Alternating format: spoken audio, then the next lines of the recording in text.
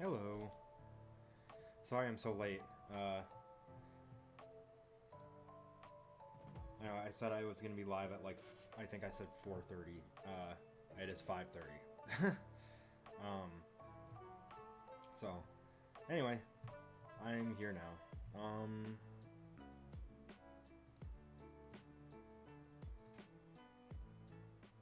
Let's turn the music down just a touch.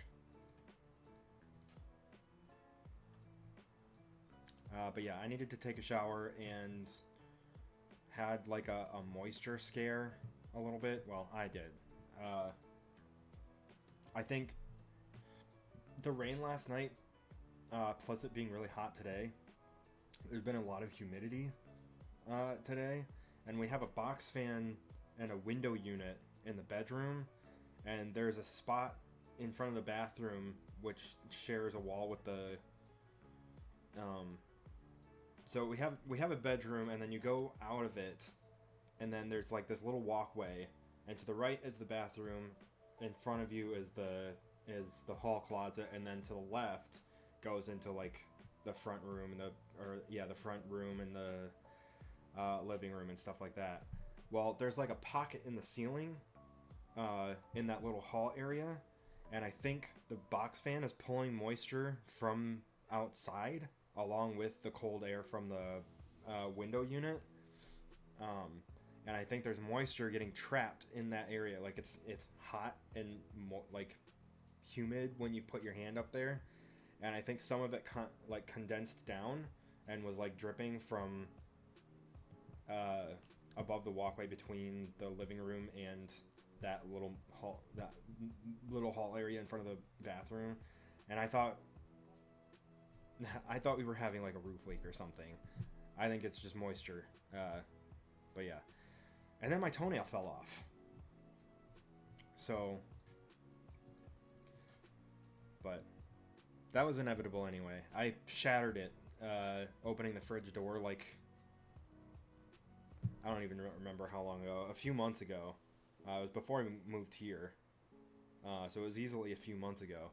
And today, before I took a shower, the part that was like shattered off fell off today. But anyway, so it's been an eventful hour before getting on here. But it's been a couple days since we streamed. It's been a couple days since we worked on the game, so I'm ready. And I don't know how long I'm gonna stream for. I think we're playing D&D later, but I don't know. I'm waiting to see. But anyway, I'm ready to start making the game. Hold on. Let me just preemptively.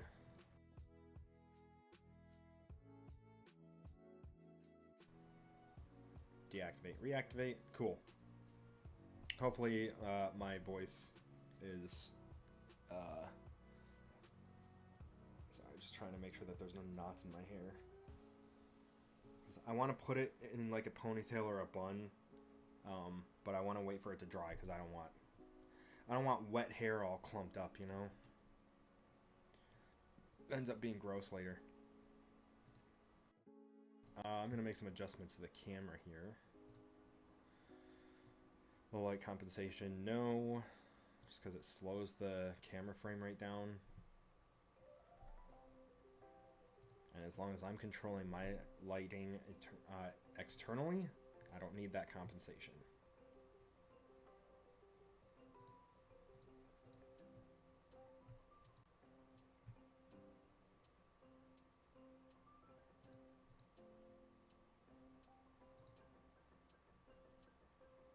Okay.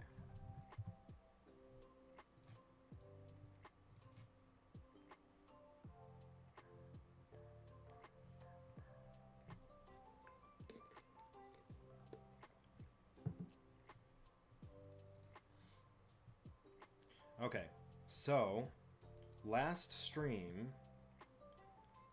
I think we got the. I guess let's open the project because I don't remember exactly where we were. I know we got like the rocket functioning so that it didn't spit out one rocket per enemy, which is what I wanted. But now it only shoots at whatever comes first in the hierarchy in the editor. So what I want to do now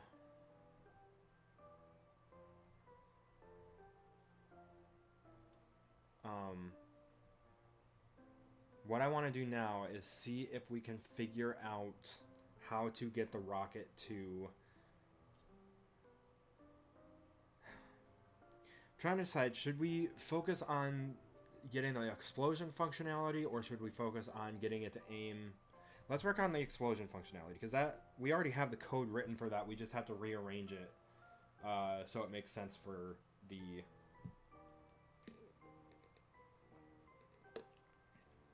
rocket. I think we can copy the code from... Oh, that's not what I want. We can probably copy the code from the...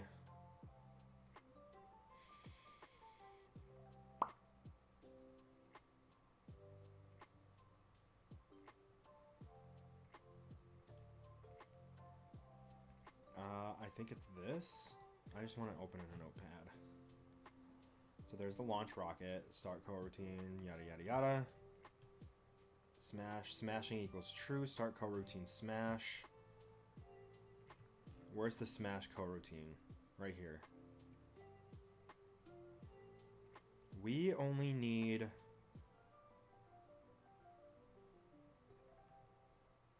this part, because that's the actual explosion part. All this other stuff is, we don't need that for the rocket. That was for something else.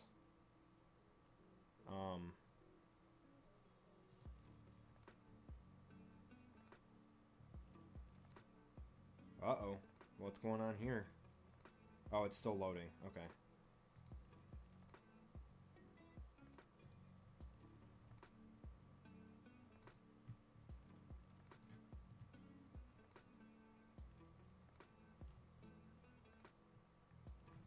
So we can essentially do this.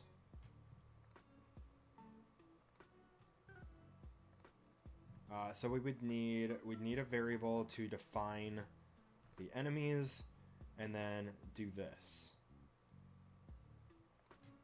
But then we would also need an explosion radius, and all of this I think can be controlled in the rocket behavior. So if we go, this is gonna bug me for a while. All right, let me make sure we start the timer just so I can keep track of how much time I'm spending on this. Because I think I wrote, what did I write down? 180. That's 3. I don't know if we're gonna do 3 hours. Let's shoot for 2 hours. So that's 120 minutes. I really need to finish the July playlist. I haven't contributed like any time to that. Okay, so here's where we're at right now.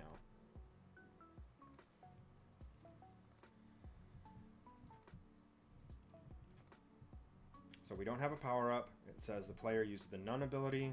We get this. Then it'll shoot it. We can't shoot it again for about 5 seconds. We shoot again. Once again, we can't shoot for 5 more seconds.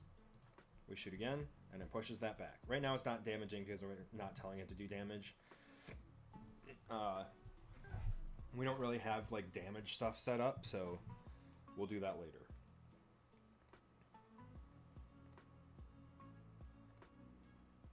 Sorry, let me just get these screens set up.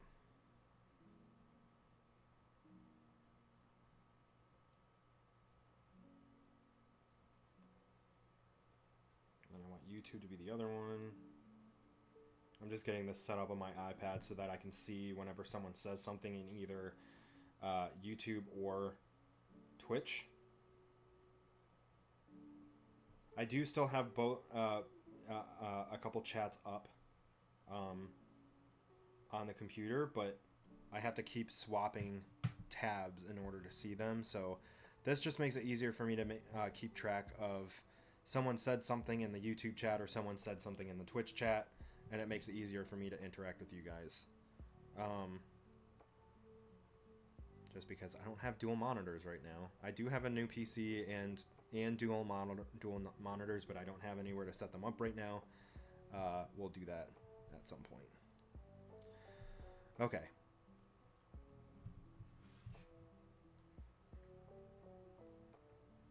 I don't want the volume up on that.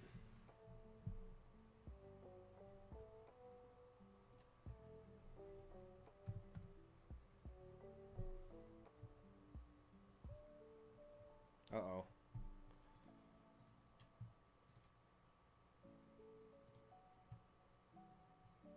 Did we lose the stream?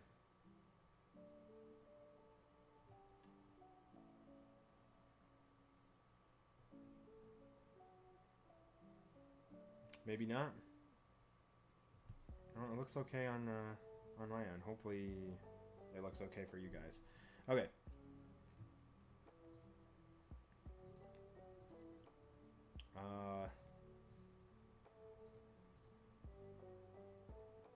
Let's move some stuff around here. Okay. So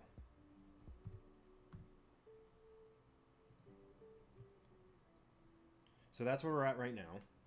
So now let's make rocket behavior. We need that open right now.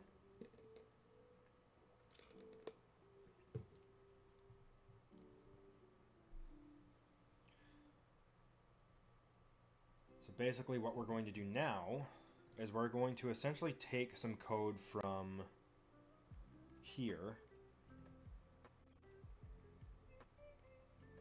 We don't need a hang time.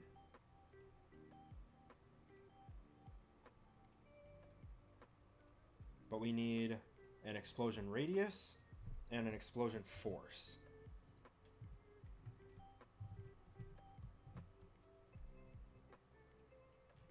So we'll take that, and now I think we should be able to...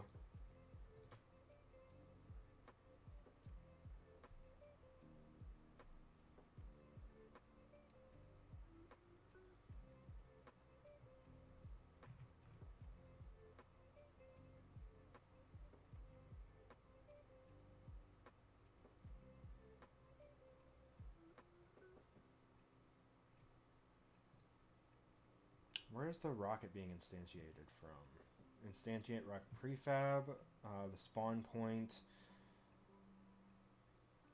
transform dot rotation, and that's this transform. The transform attached to this game object. So no matter what, the rotation should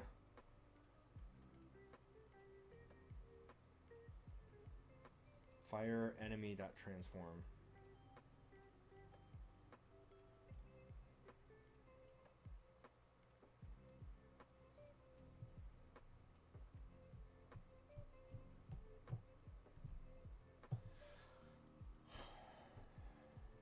Okay, let's focus.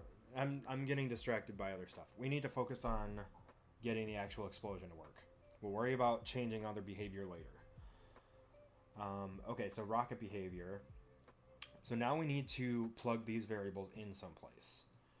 And that's what this code is going to be. Essentially taking, it's a power-up from a previous exercise in which the player jumps and smashes down. And that pushes a bunch of enemies within a certain radius outward from that focal point, which is the player. We don't need the jumping up part or the slamming down part. We just need the explosion part. We're going to attach that to the rocket and have it do that behavior when it hits an enemy. Which should mimic an explosion. So we need to define... Okay, so this will be the explosion.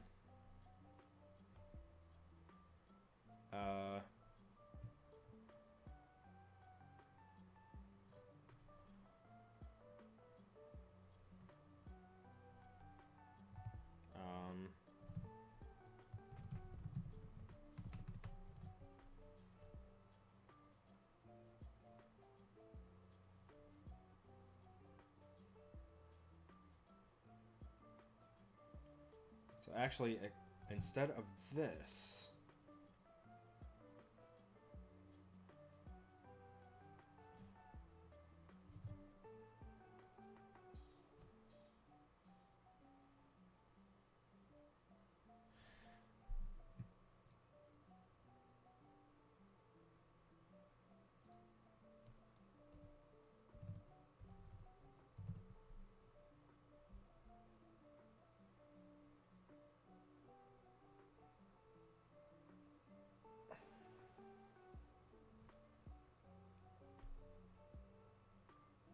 Instead of that behavior, we probably...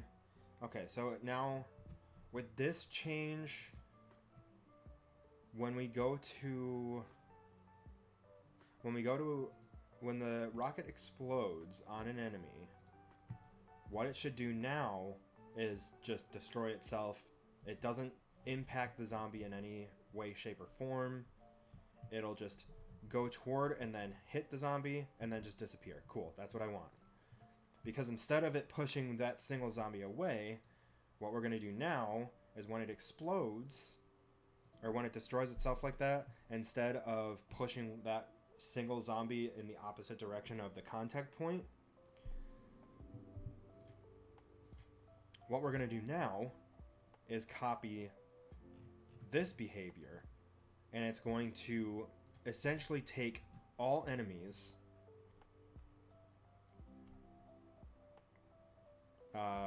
rigid body, target, rigid body. Actually, I don't think we need that either. Instead, what we're going to do is we need to define enemies as find objects of type, and instead of enemy, it's going to be zombie behavior.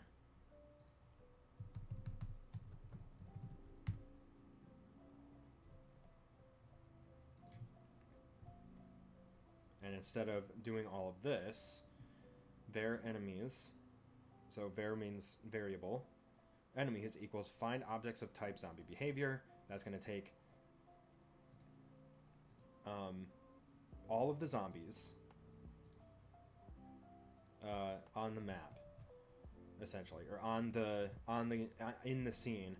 It's going to make an array of all of the enemies of that type. So anything with that zombie behavior script. So then we're going to take this for loop. So for int equals 0, if I is less than enemies dot length, I plus plus. Which means it'll continue to go up until it reaches the length of the enemies array. Or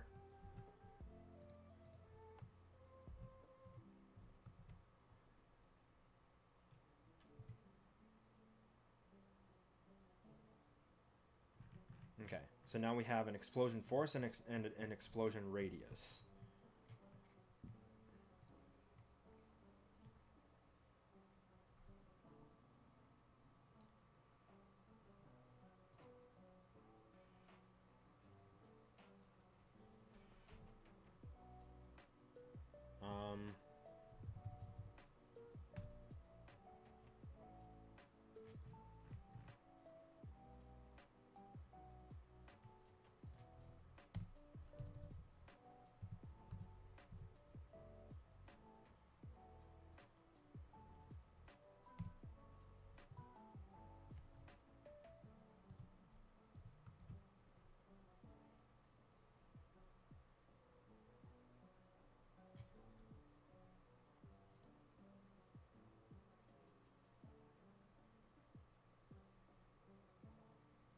Plus 3 more overloads.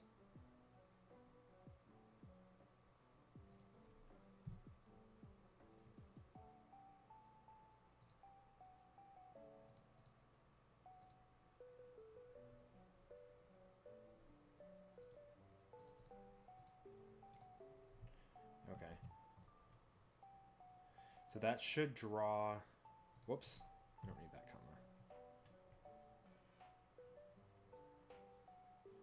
That'll draw a line I've never done that before.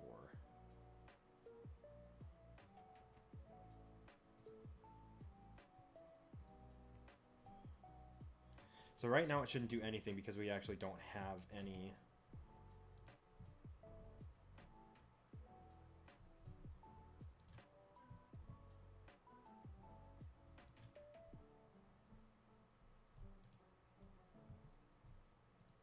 What happened?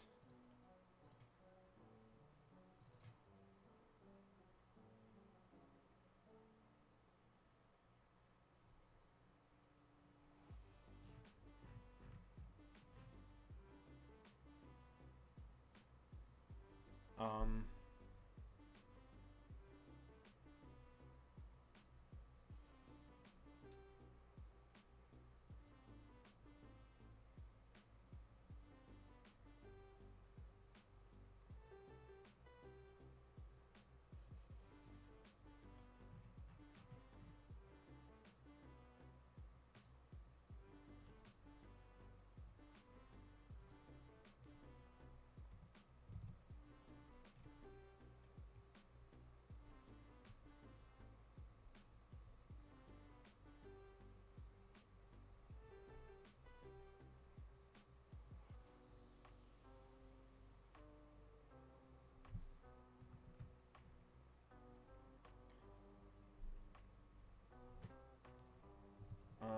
Okay, so I broke something.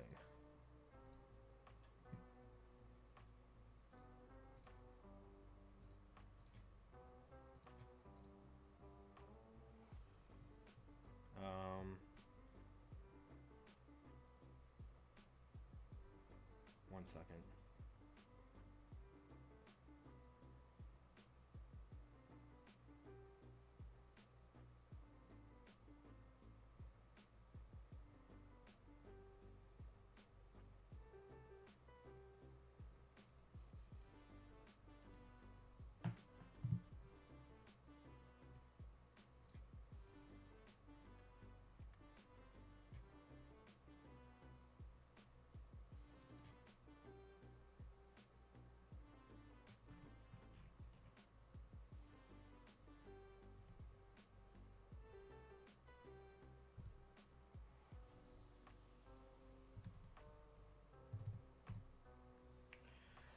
Okay, so I'm starting to wonder if these are like contradicting each other or something.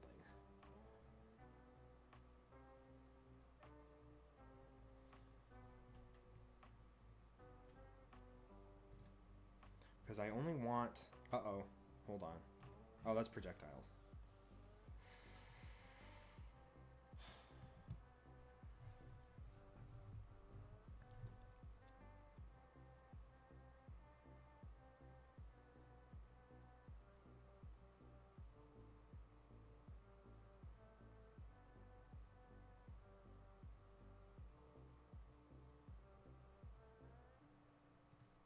Oh, you know what? I think it's because it's not... It can't find the rigid body. There's nothing calling for it.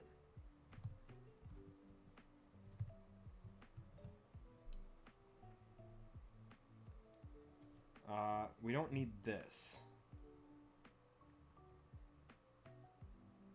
Or wait.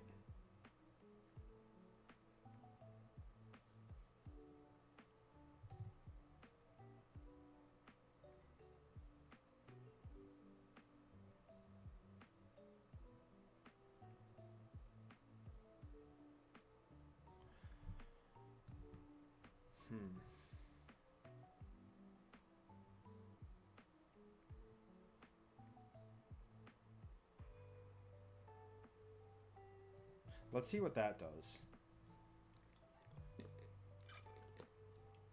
But I'm guessing that it might end up with the same results where it doesn't have a target for whatever reason.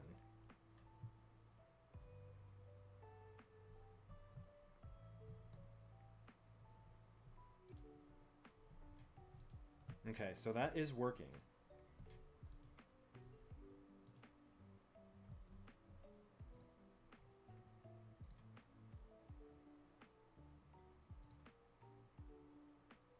So now we just need an an actual explosion force. So let's say 10 and explosion radius 5. And we'll see what happens.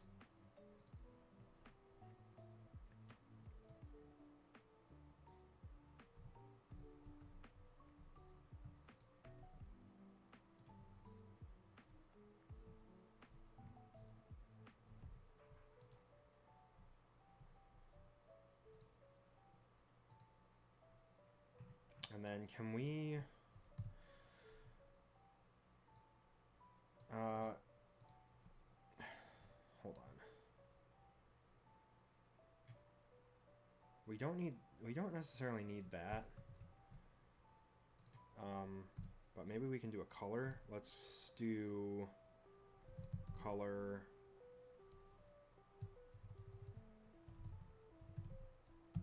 dot cyan. So that'll draw a debug line between the rocket and its target, which I don't think is really that necessary. We can see where it's going, but just for debug purposes. Also,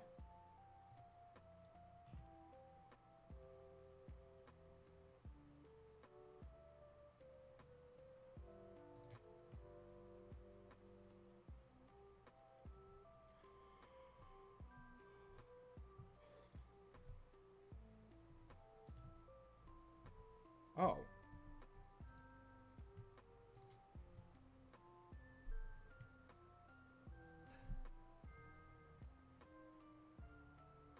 Why?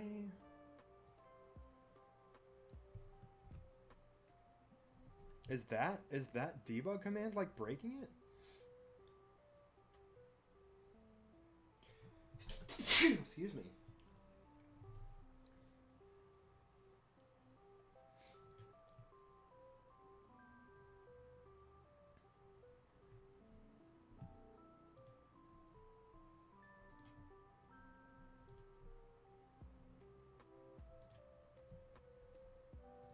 I guess I don't really know what the issue is. Or maybe it's because homing target isn't being defined?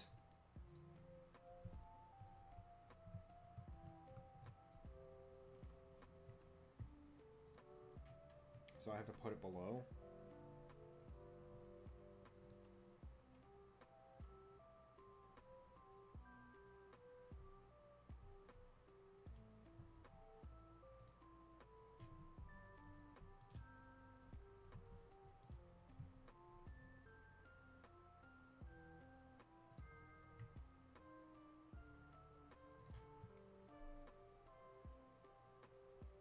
Because I'd like to, can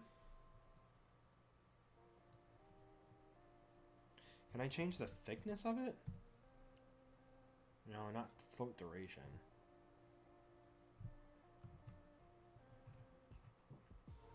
Alright, that's not actually doing anything. But let's put, whoops. Let's put more enemies in there. So we're gonna change, or we're gonna add all of this stuff to prefabs. And then any changes that we make, we have to remember to, any changes that we make in the scene that we want permanent, we have to make sure that we override them, or that we make those changes to the actual prefabs. But now that we have that, we can place more of these in the scene.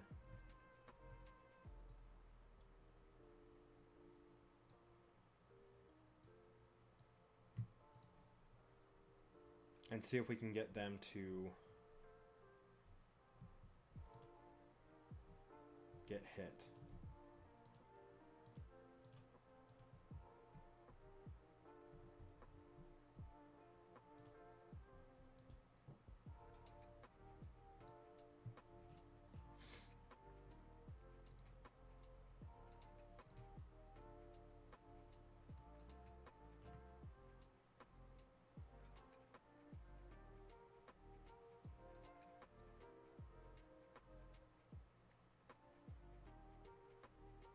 Oh wait, do they even have rigid bodies? They should.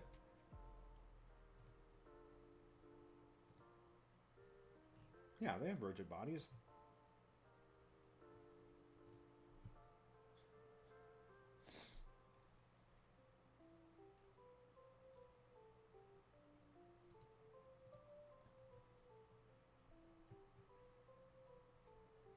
Okay, what if we did this?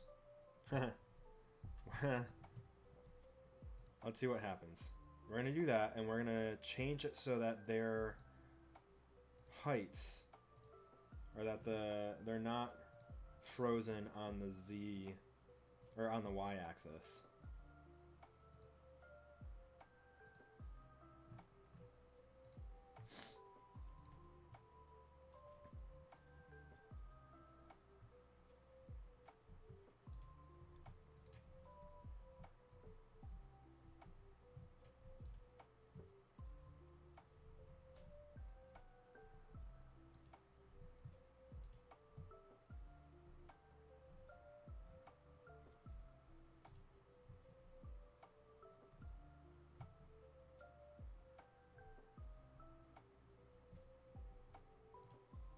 Huh. Okay, so it kind of works. They fucking go flying. Okay. I think the force needs to be higher, though.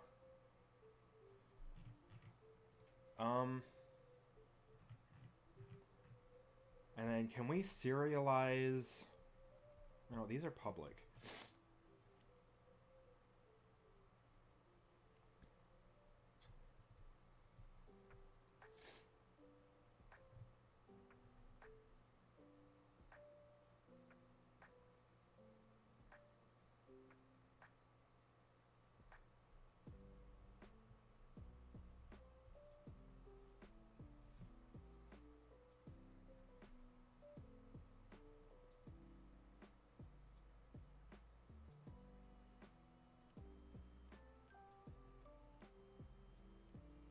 I wish there was a way for me to draw the...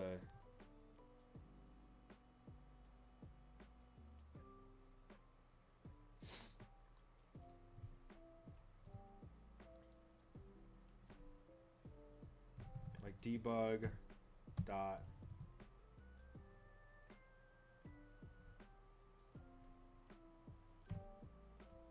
like draw array?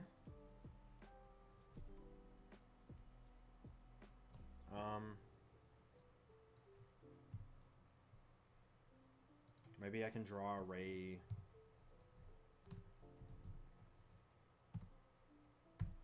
dot...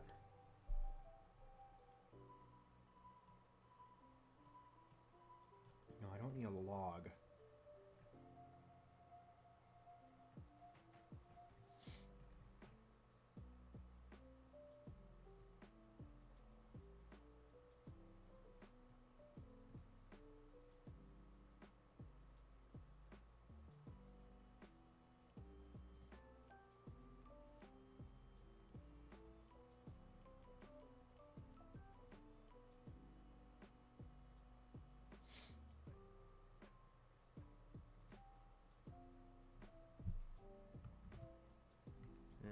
Yeah.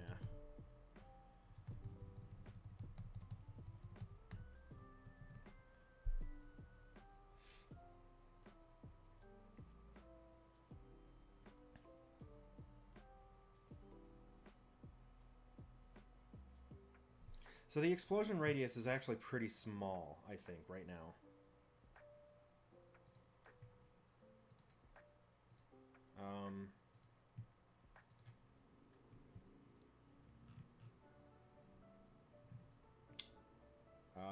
Rocket.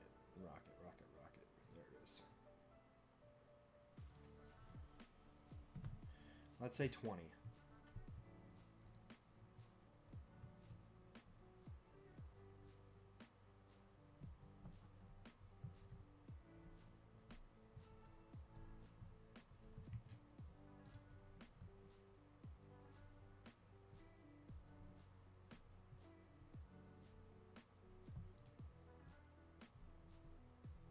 Okay, so they're all getting hit by it.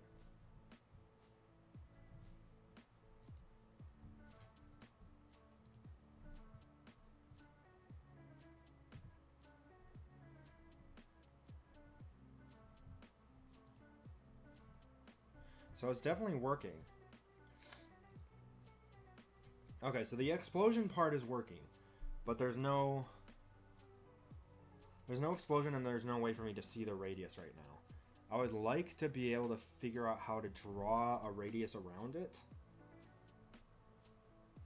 So like when I shoot the rocket, is there a way to like draw some kind of debug like plane? Not even really plane, but just something that draws like a circle equal to its radius. Like the explosion radius.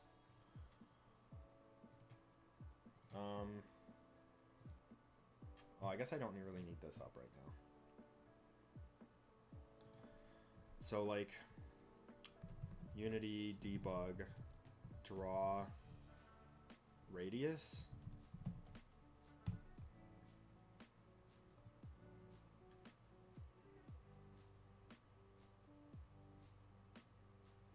Ooh, you can using the draw circle function. Oh, that's an AI thing. Hold on.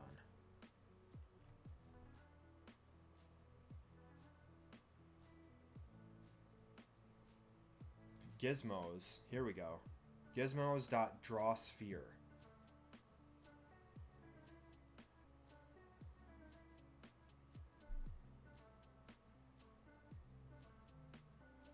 Okay, so I can draw a vector 3 from... So it draws a sphere from the center. The center would probably be...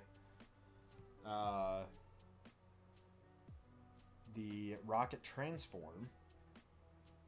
And then the float would be the explosion radius. So maybe...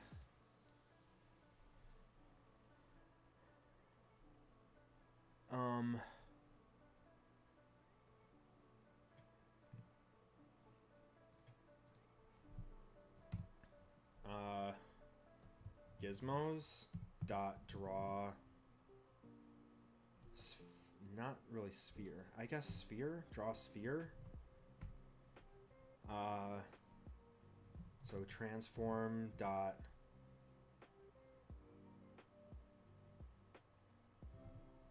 position, is that a vector 3?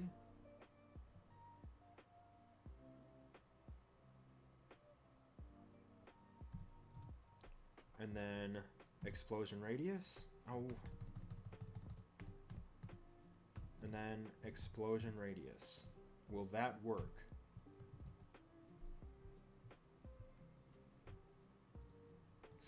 We're gonna find out. Because then I can actually see the explosion radius in real time.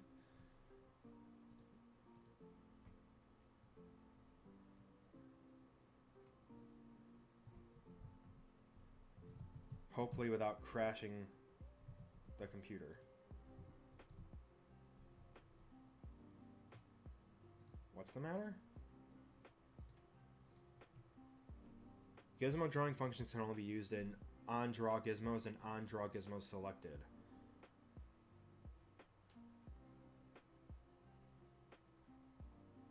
Wait, so what's the issue?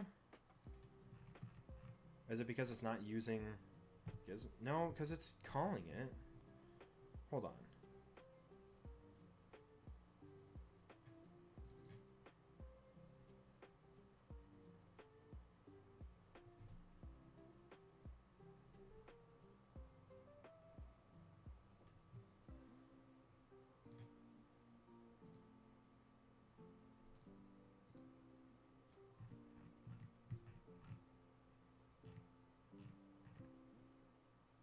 That's gonna bug me.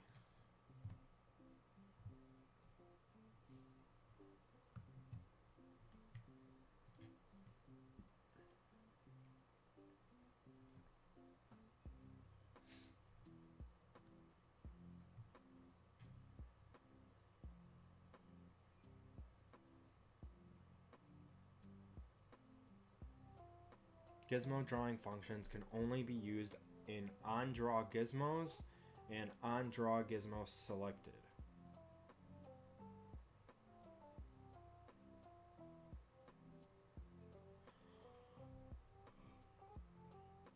I don't get it.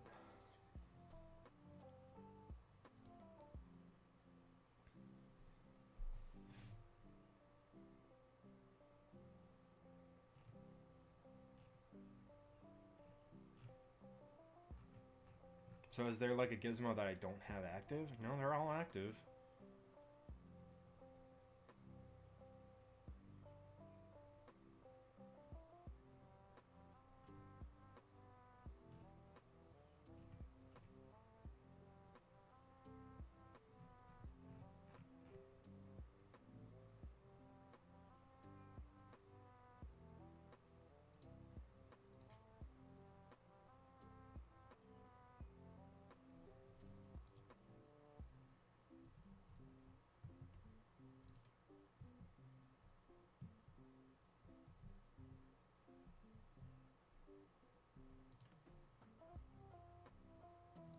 Okay. Alright, so maybe I can't debug that very easily, unfortunately. Because I don't really know how gizmos work. Gizmo drawing functions can only be used in on-draw gizmos and on-draw gizmos selected. Okay. I don't really understand that.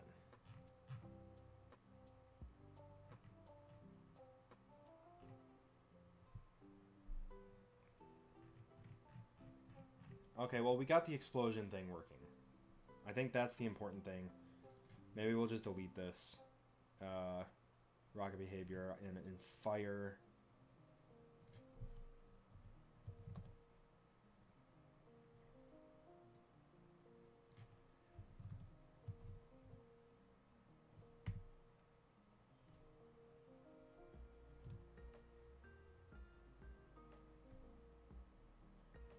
Okay, I don't really know how gizmos work. I'm gonna have to look that up or something. But the important thing is we did get the explosion working. We just don't really have a way to see its radius in action.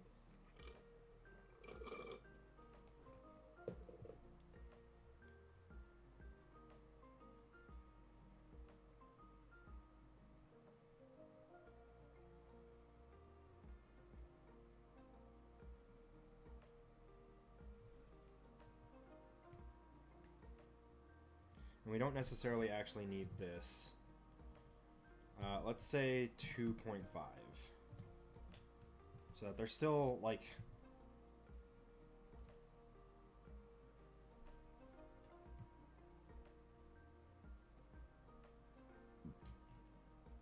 So the explosion actually works.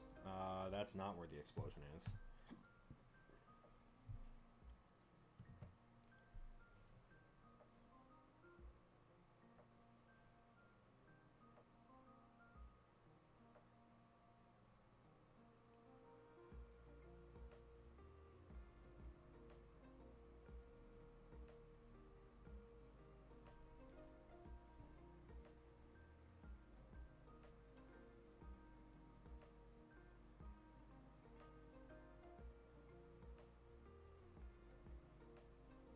Sorry, I'm just kind of thinking to myself here.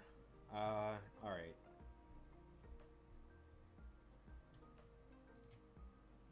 So we have the explosion working.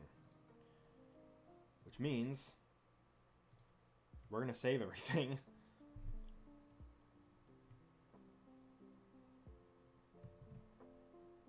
We can clear this.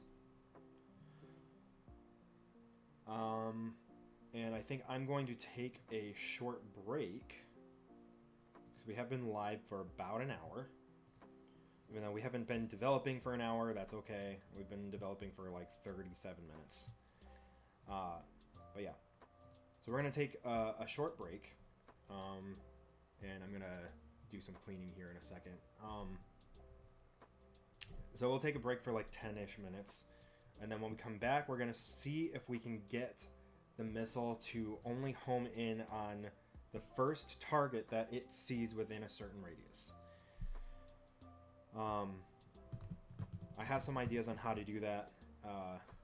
The only problem is it already targets something by default. And if it doesn't have a target, I'm worried that it's not going to shoot. But we'll try and figure that out. Okay, we will be back.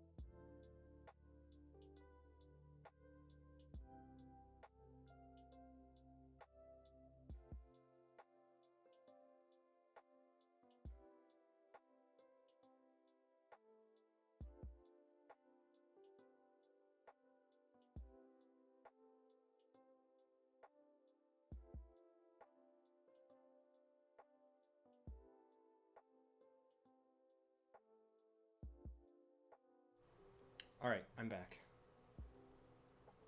And I think my hair is mostly dry, but...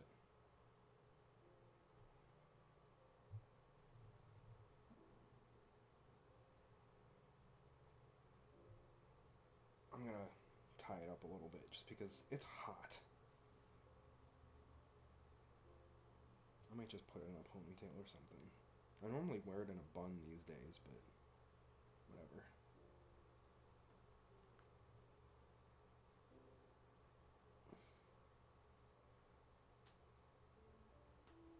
Oh, the humidity is making my hands stick to my hair.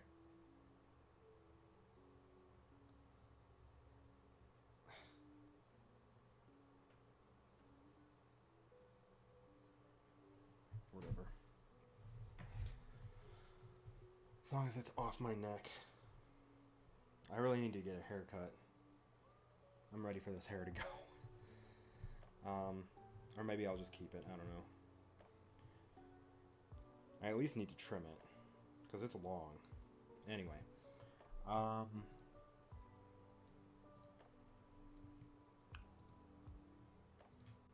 Let's get back to it. Alright, so... Oh, let's,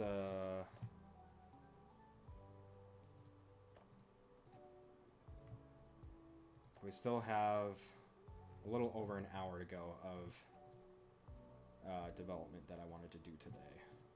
And then maybe we'll play a game? I don't know. We'll see. Okay. So, we got the explosion working, functionally at least. There's no, like, particle effects or anything like that. But, when we shoot, a certain number of them get blasted, and for whatever reason right now, they start moving away from the player, which I think is weird.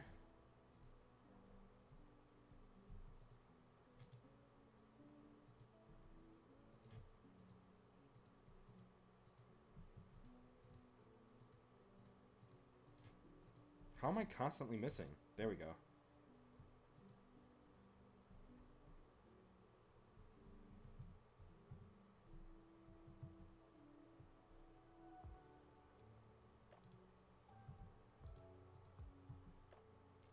Okay, that's still happening, but...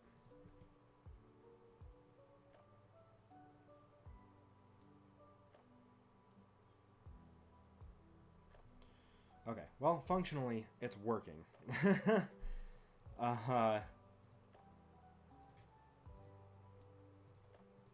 Which is what we wanted. Alright. So we got the explosion working. Some adjustments can be made later, but we got the groundwork laid for it at the very least. I think as far as movement goes, though, we're done there. At least enough that we can move on and come back if we really want to. So.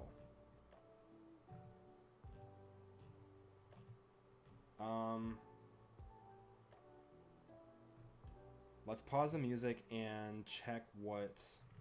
Why did I mark this as complete? What is this? Either create a new script or add code to your existing script to make sure objects are destroyed when they leave the screen.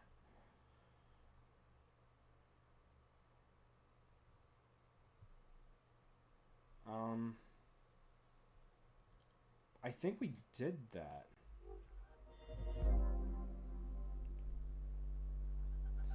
All of our enemies now have basic behaviors, so they can all move. And then there's that cube tumbling away. Now we do want to make sure that when they actually leave what the player can see, so somewhere around like down here, we actually remove those objects, since we'll be spawning them constantly in my case. So I don't want to have a ton of these objects just flying off of the world, and then it'll create a lot of problems down the line when there's like 100 different cubes tumbling away off the scene that we can't even see anymore. So I'll need to make sure that I destroy these objects. So the way that I'm going to do this is I'm actually going to just add this into my move down script, since all of the things that are moving down will just be all of these enemies. So that way I can just keep track of that boundary because I'm already changing their positions from the move down script. So if I open my move down script, in my update method, what I can actually do is I actually need the boundary of where I'm going to destroy these objects first. So I'm actually going to create a variable first. This will be private, also a float, and I'm actually going to call this z destroy. So this will actually be the location on the z axis where I will destroy all of these objects. So in this case, it'll be -10 because I know exactly where all of these objects will go, and the player's z that they can't pass is -6 or so. And then what I can actually do is if the transform position, so if the z of our current object goes less than our z destroy, then we destroy the game object. So now when I save, when I press play, I should see, let's see if we get a better view. Boop. Cool, they all disappeared. Let's see, just make sure that looks good on the game view. They don't go away too early.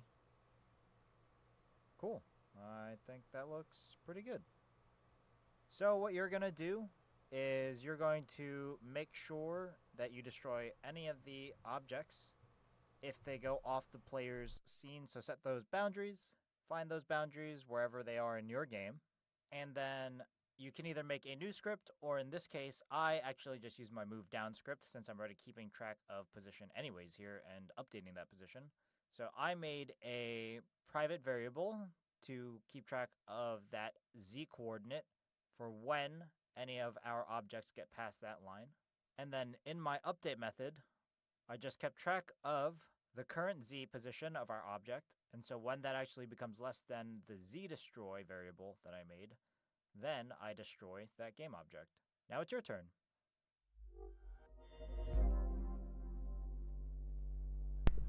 Okay.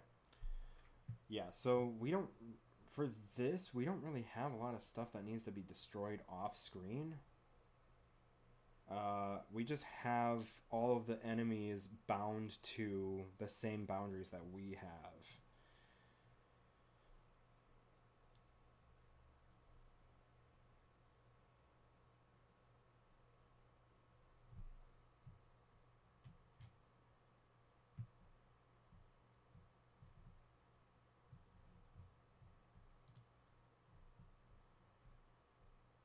So we get this. Huh. That's really strong, though.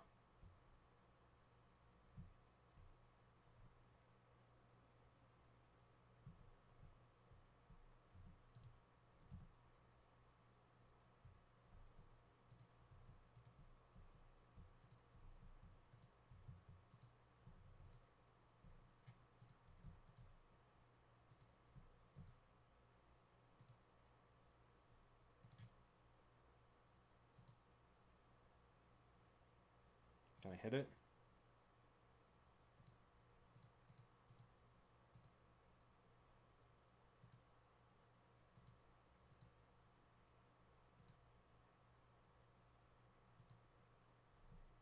Yeah. Yeah, now, see, for whatever reason, I'm still having trouble with the shooting. Yeah, whatever.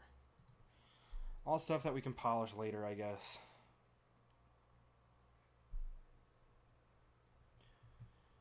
Okay. So yeah, we don't really have anything in this game to destroy off screen other than the bullets, which we already have. So we can take care of what's next. So if relevant, edit the rigid body mass of your objects.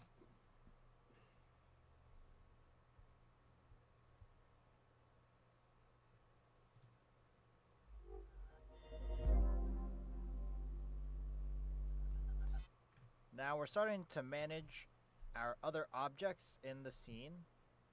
So we have all of the different enemies that move and they all get removed. I do want to add a couple of things. So one, I have this power up here that doesn't do anything, so that's not helpful. We already did The other this. thing I also need to do is I need our player to be harmed when they actually get hit by one of those different cubes or sphere. So I need to add in some collisions for that. And then also, I want to create a bit more of a cartoony effect. It looked kind of weird when that one cube runs into our player. So I might need to change actually some of the physics materials to make it a bit more bouncy and cartoony, but then also change some of the masses. To help me conceptualize all the different collisions that will happen, I can take a look at my design document and see. So I actually have sound effects that'll happen if I bump into some animals, if I get hit by a rock, if I'm bitten by a fox. So those are really good collisions to be keeping track of. And then I have those hearts that I'll need to pick up, that power up, so that way when I run into that power up, it will trigger a different event.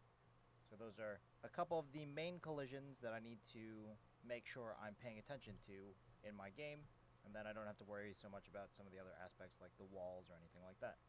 So first what I'm going to do is I'm going to change the masses of some of these enemies. So enemy 1, so make this the same as our player. So we set that mass to 20 kilograms. Our player will set to 20. For enemy 2, since it's a lighter color, maybe we'll make it a lighter animal. And then for enemy 3, maybe, I don't know, if we have like a moose or something like that, really large, heavy animal, we'll just say 50. That's not how much they weigh, but 50 is a good number just to make it a bit larger. And then 4, it's probably going to be a rock or something like that. So maybe we'll make it like 100 or so. So now when I press play, we should see different things happen. So for one, you can see that they actually move slower, so we'll actually need to change that speed variable.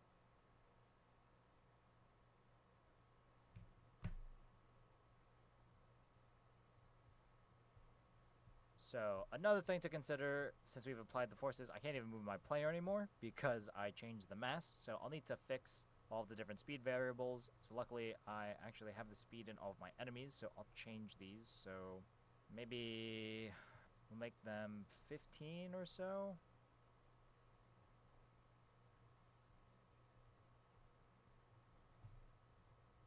And then our sphere here, since it weighs 100, that's pretty heavy. Maybe like 40.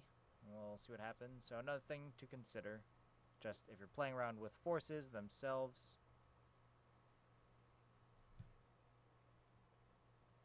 just the way things that are going to move, since you need to account for mass when you have forces applied.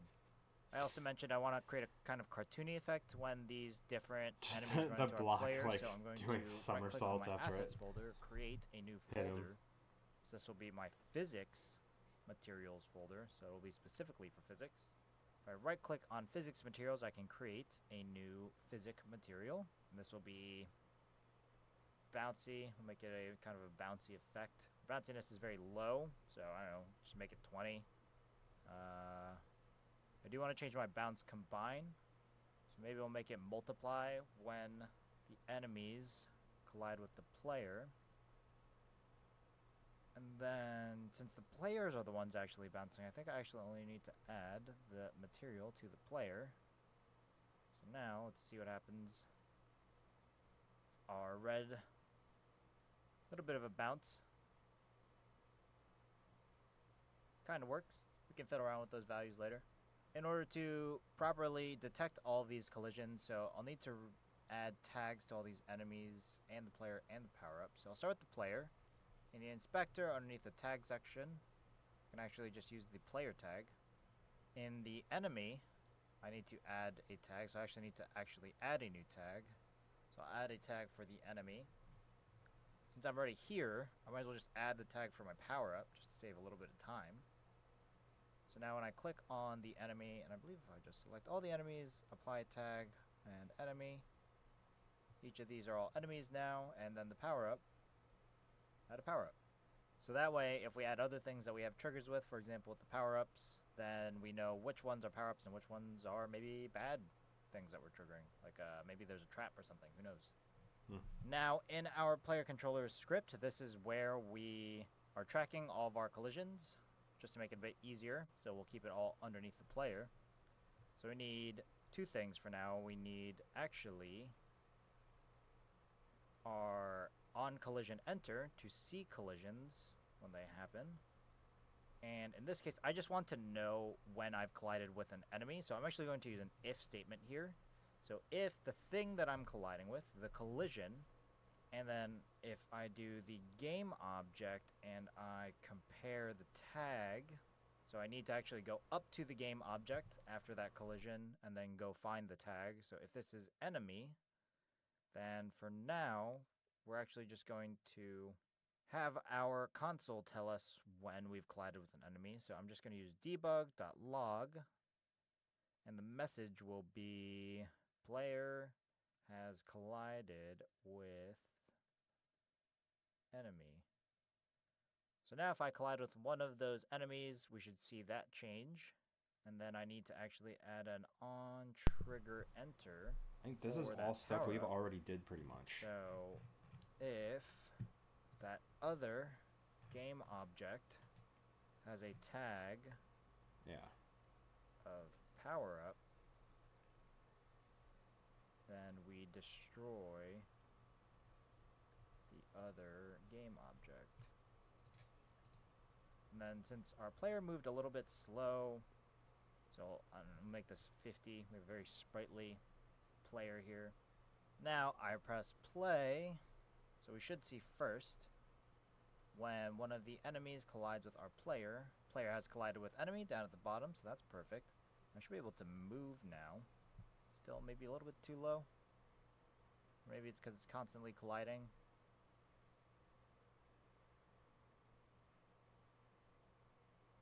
You break his player movement. Save? That's a good question. Speed is set to 50. I'm just going to bump this up a bit more. We'll set speed to 100. Now when we press play,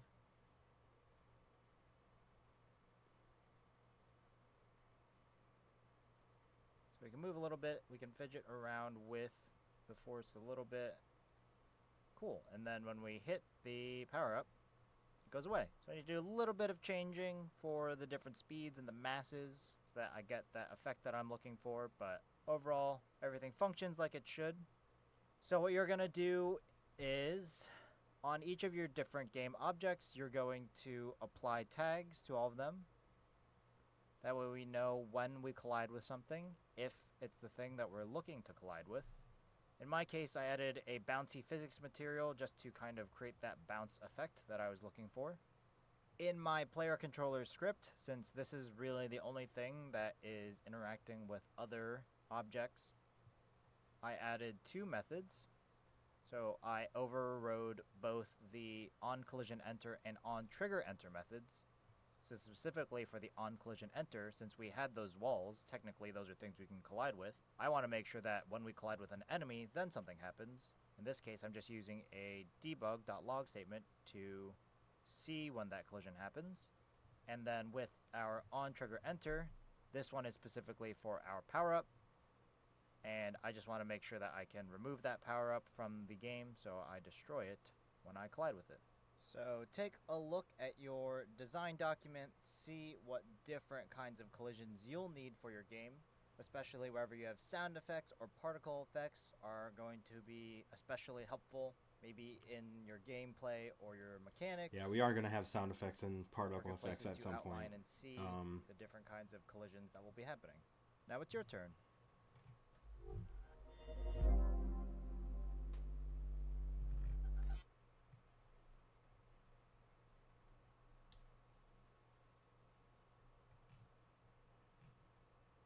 So do we want to do particle effects now? Is that what he's implying? I guess it doesn't really matter. We're kind of going at our own pace and using that as a guide.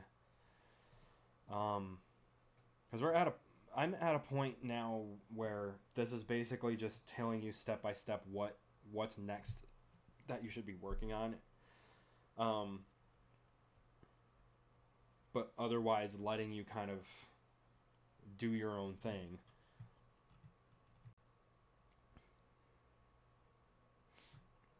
But we still have quite a bit through here, like project user interface, introduction to user feedback and testing, project next steps, career research and preparation, introduction to portfolios, junior programmer, manage scene flow and data. I don't think a lot of this stuff I probably will not do on stream. I think the stuff that I'm going to do on stream just has to do with the project itself. Okay. Jesus, what is going on with my phone? I think a bunch of people are starting to go live right now. It's 7 o'clock, so I'm sure a bunch of people are going live around this time. Yeah.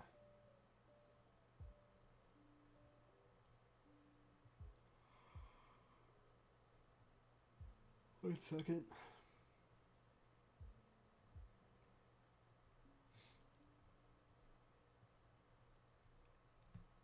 Okay.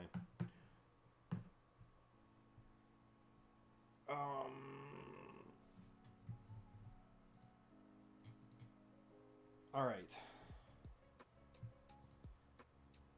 Let's see if we can get this rocket behavior to work the way I want it to. Right now, the explosions are working. So, actually, at this point, I think let's save everything. And we're going to export the next version. All of these changes. We're going to say version 0.1.4. I don't know how versions work. I just know 1.0 is the official, like, initial release.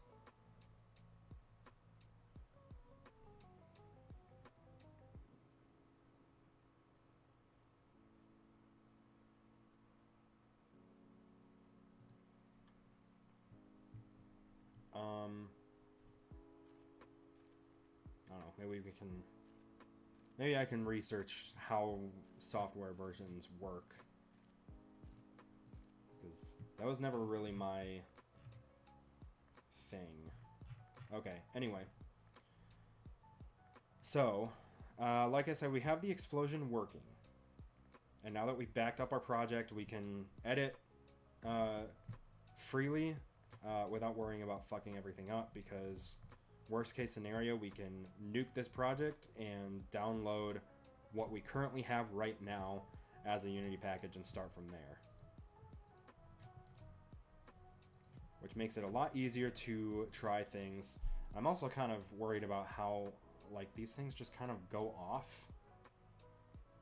So either the math is breaking or it's like losing the target or something. I don't know.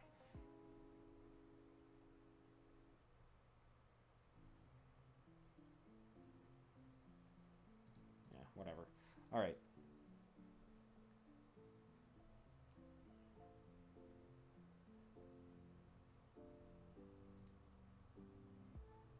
Oh, that's far from home.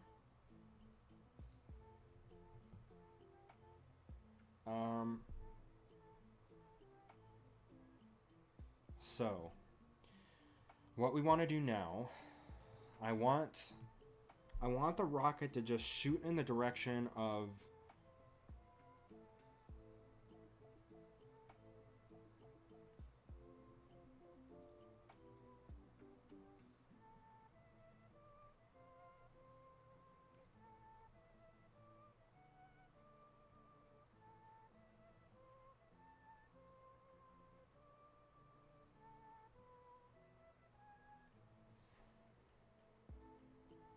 I want the rocket to shoot in the direction that we're aiming.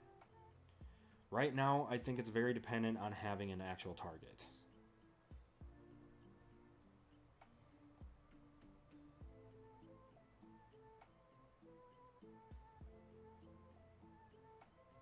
So,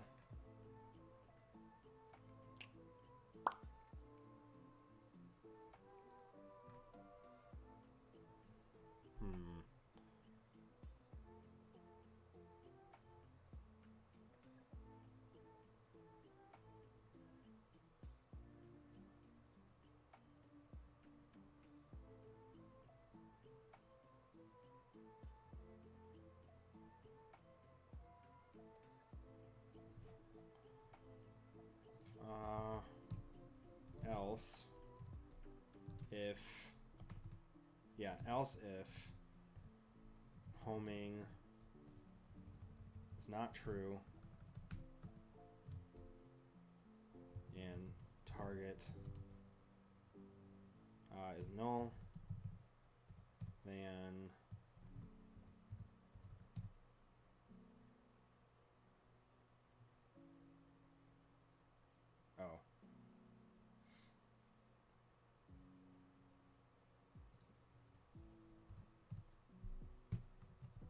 and target is null, and then maybe we can just redefine what the target is.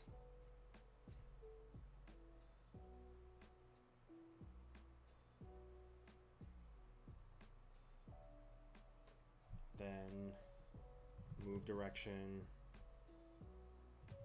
or vector 3 move direction equals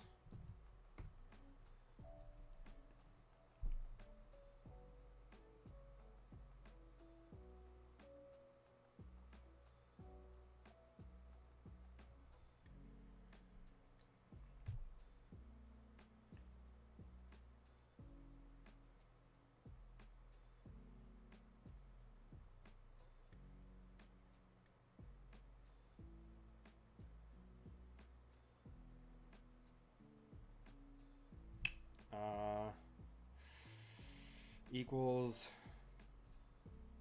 not target transform dot position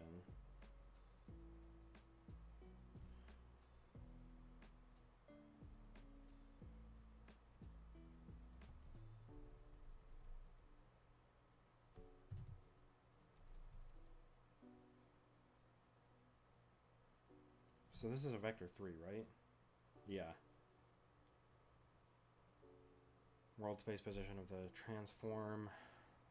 So move direction equals transform dot position.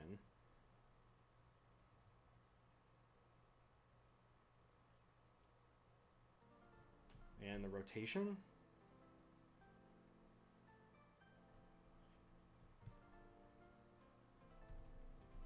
Right? And then transform dot rotation.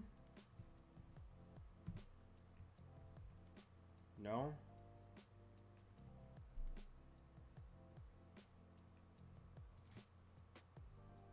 What's the problem?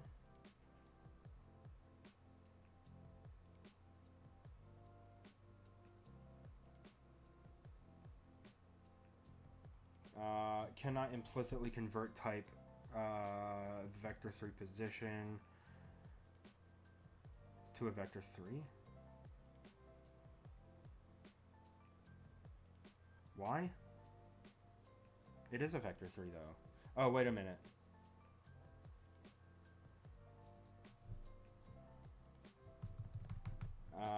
Equals, hold on, equals new vector 3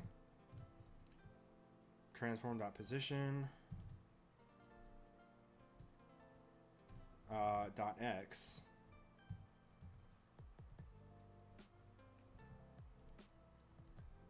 transform dot rotate or dot position dot y z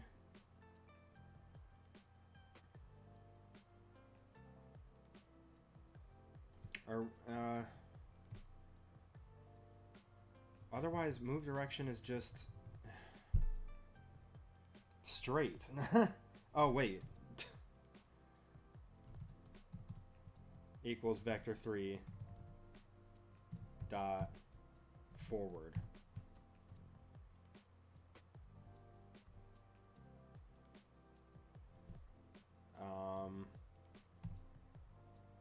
And then just do the same thing. Transform. And then just don't do the look at target.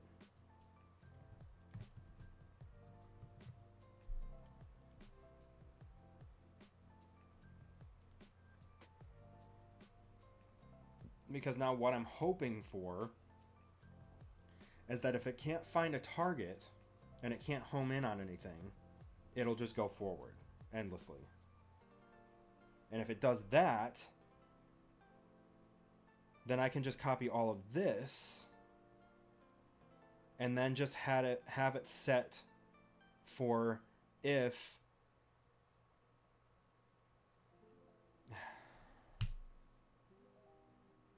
hopefully you guys are kind of following what I'm doing here. But the idea is that if there's no active target to home in on, the rocket will just move forward endlessly. In which case I will have to check that, you know, if it's alive for a certain amount of time, then just kill it.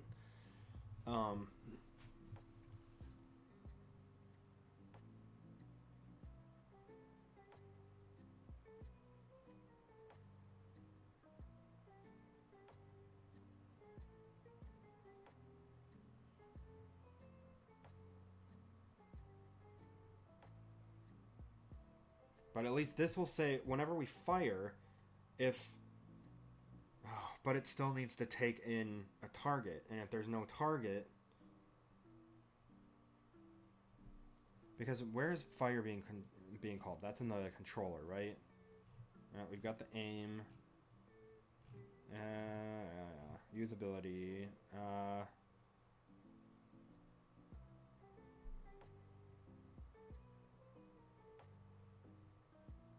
Enemy.transform.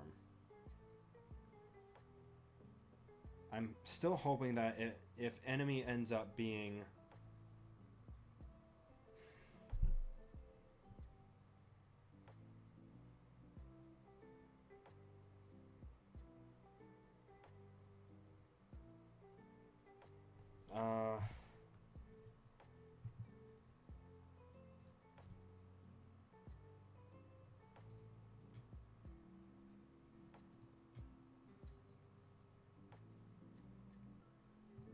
Okay, let's just see what we're looking at right now. Maybe this is enough.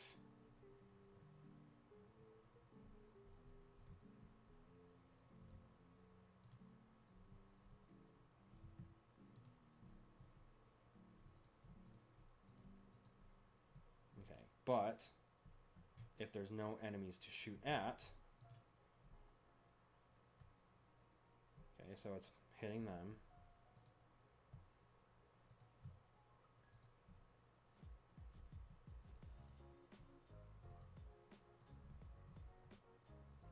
Die, you fucker.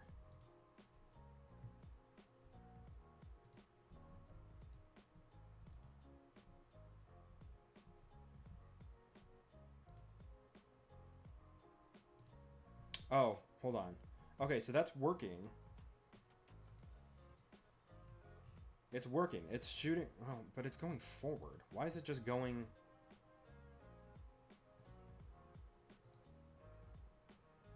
does that need to be defined as...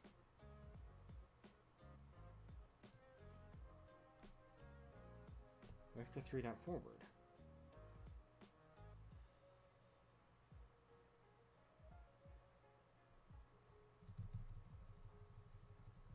Equals new vector 3. Vector 3 dot forward.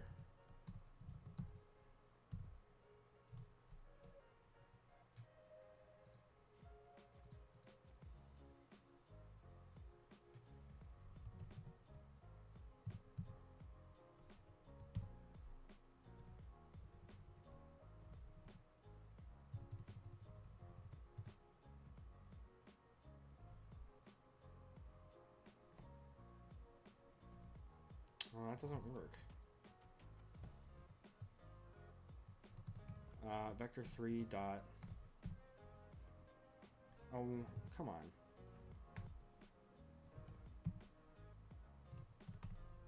Oh, equals vector 3 dot...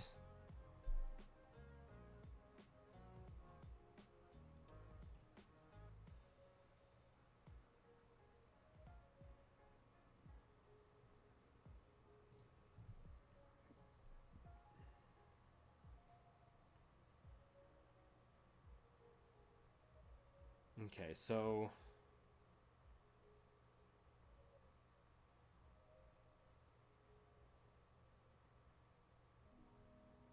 So it moves forward. The problem is it's moving forward in world space, which is not what I want. I want it to move forward in its forward direct... Oh, wait a minute. I might have just answered my own question. Move direction equals...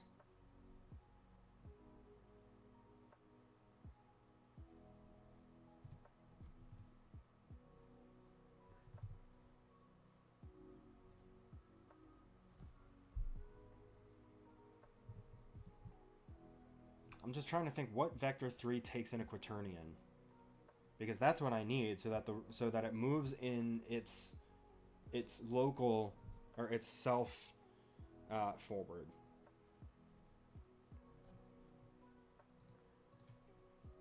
So vector 3 forward local.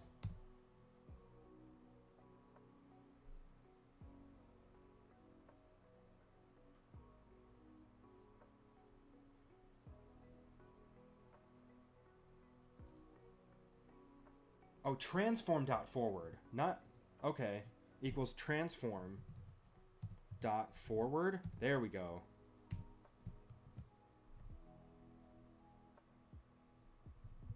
So then instead of moving forward in world space, it should move forward in self space, right? Returns a normalized vector representing the blue axis of the transform in world space. Oh, no, that's not what I want.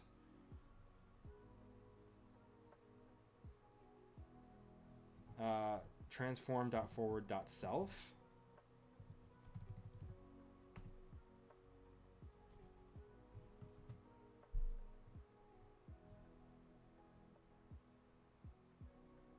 Equals transform.forward.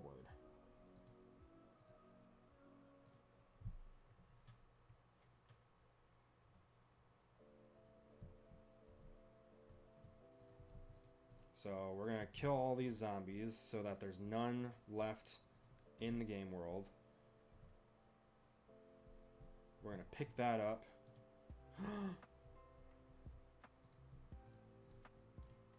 Yeah! It works! So it defaults to just... Wait. Yeah, it defaults to just moving forward now. In local space, which is what we wanted. This is still... giving me shit for it not being...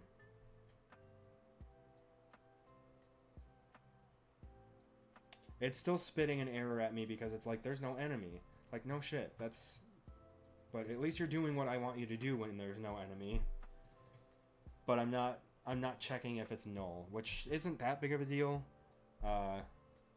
In my opinion, at least for a project of this size. I don't know. I would assume. I don't know. Okay. So, we got it moving forward by default. But now I would like it to do that, but then look within a radius for enemies. So a radius around itself. And then change its move direction to a specific target.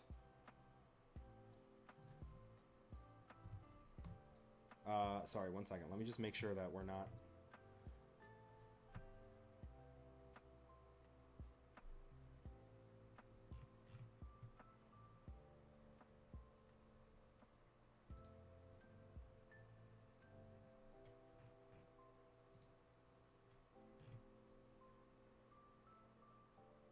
Oh, okay.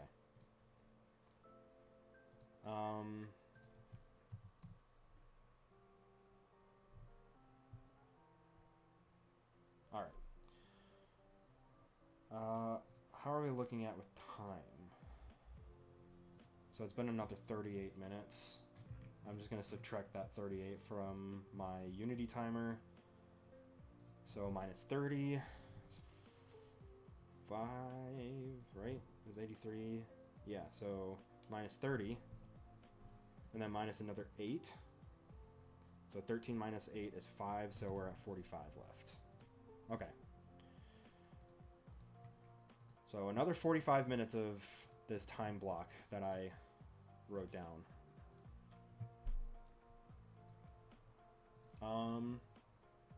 When was our last break? Not that long ago. Let's just keep going. So, now that we have that,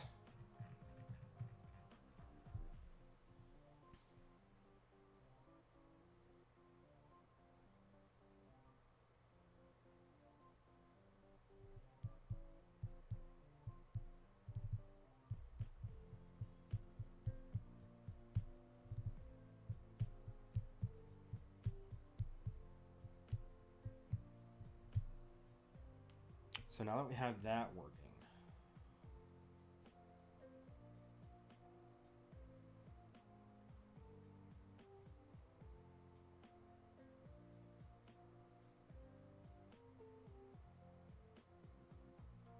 so we have that functionality working. It shoots forward if there's no target. So now we have to define how to see a target.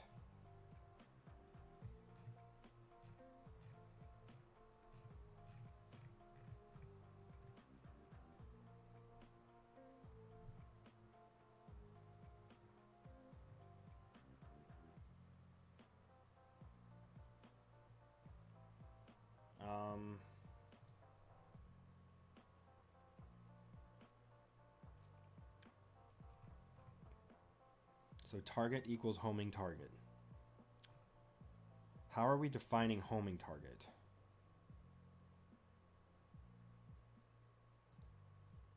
Oh. Wait.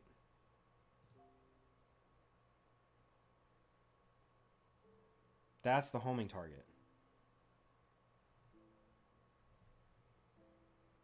As enemy.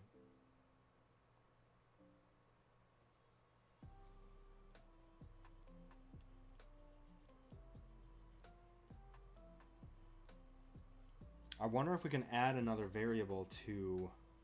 Okay.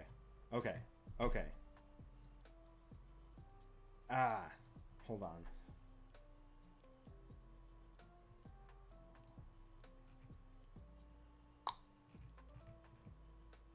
I'm just trying to think.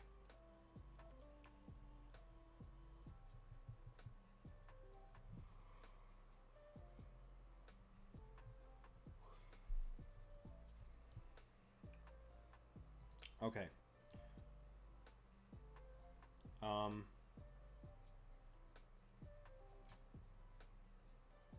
If homing and target are... If homing is true and target is not null,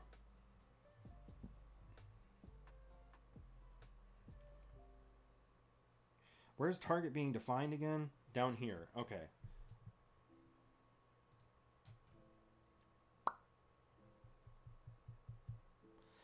I'm just trying to think.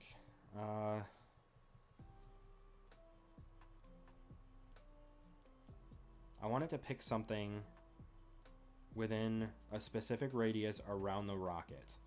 That radius follows the rocket. It's attached to the rocket. The rocket shoots straight.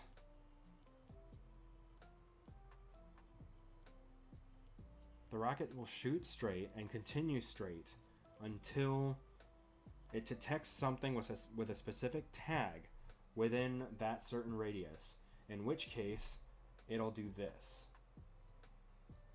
So I basically need target to be defined as anything within that radius. So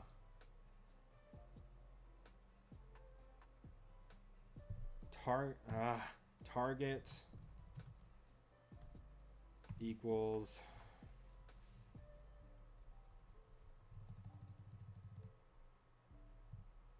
maybe I can do an enumerator. Hold on. Because maybe I can use an enumerator that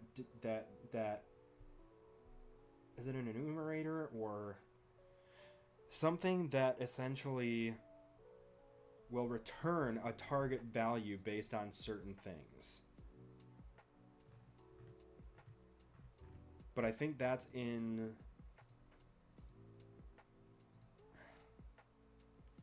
Not in backups.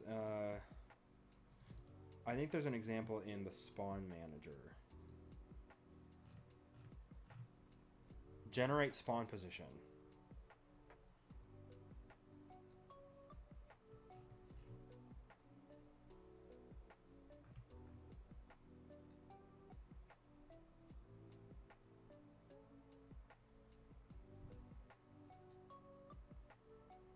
I wonder if I can do that.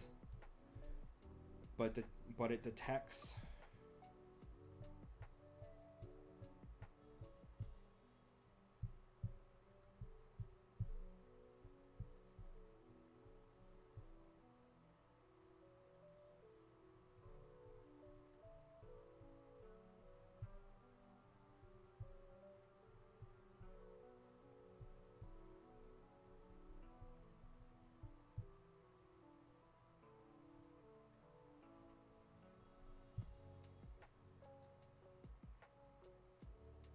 Maybe that won't work like that.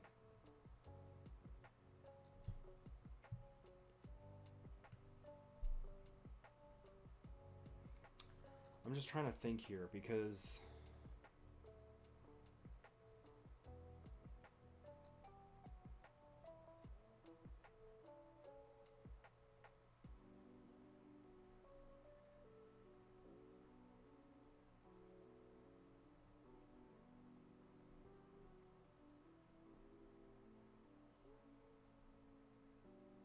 Sorry, I'm thinking.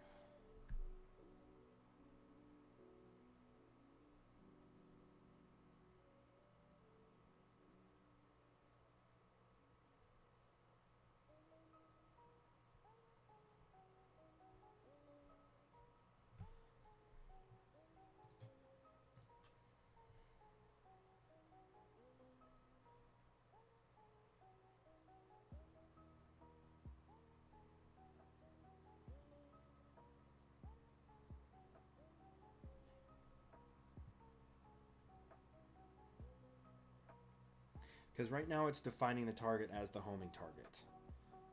But I don't want it to immediately target something. I want it to... I wonder if I can define that in the player controller, because this is what's defining where it's going to fire at. Oh, but the firing is...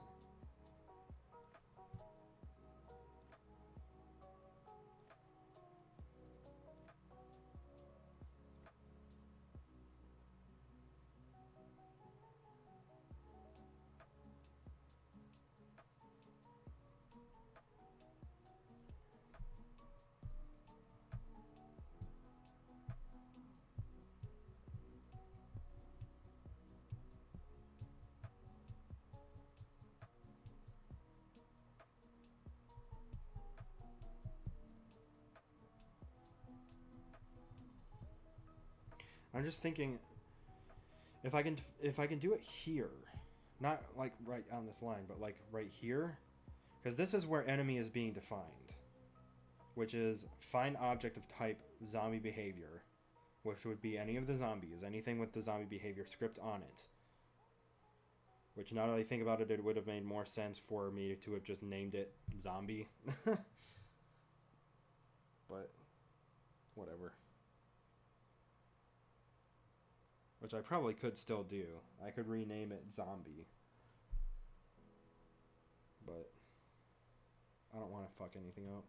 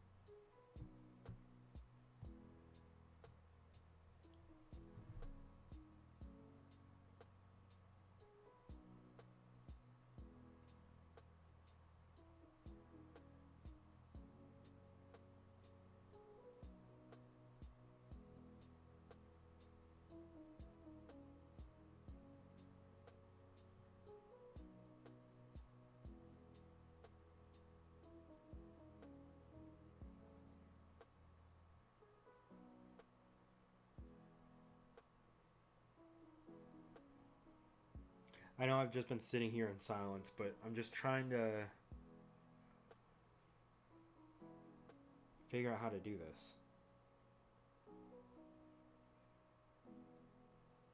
Might be easier to write it down on a notepad, honestly.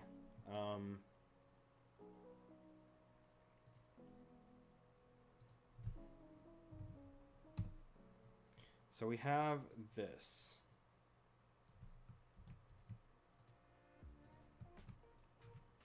So the usability. And I'm just thinking...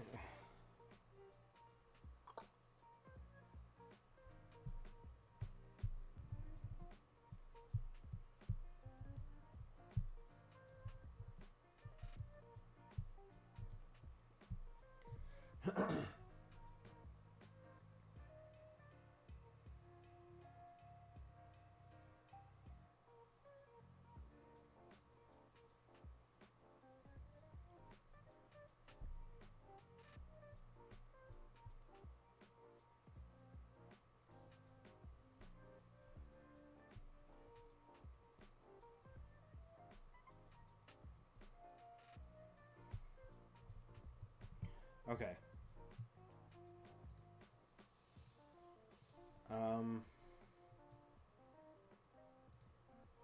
Enemies. Let's try that. Objects of type zombie behavior. And then for each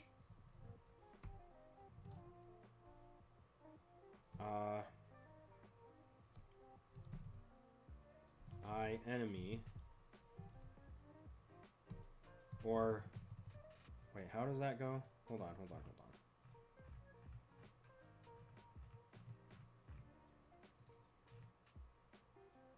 For int, okay, for int I, not a for each loop. So for int I equals 0,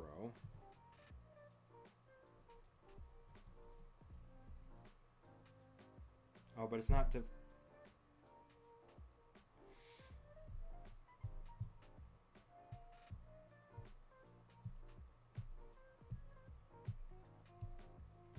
I don't want find objects of type.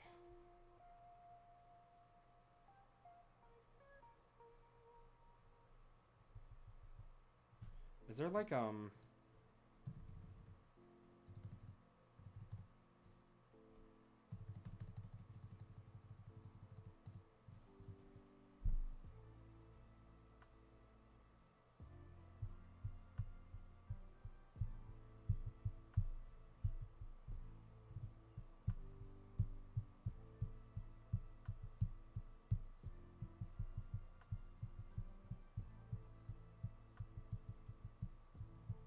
or maybe I can, if I can figure out how to do it in a way that just finds the...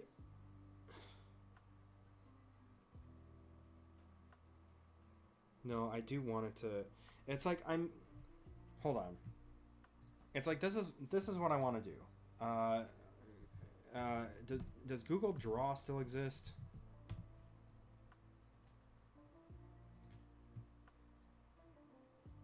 Okay.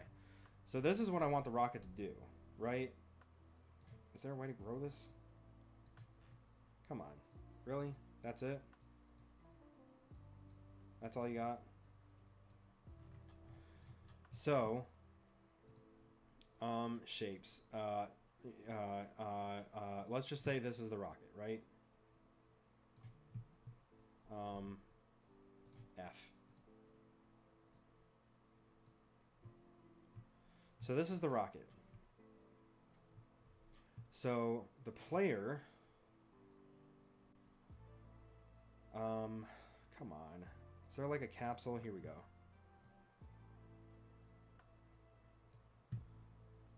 So the player shoots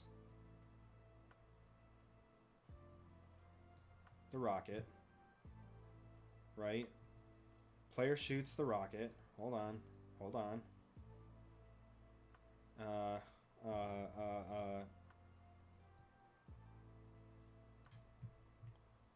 We'll make this black, because that's kind of how the player looks. So player shoots the rocket, right?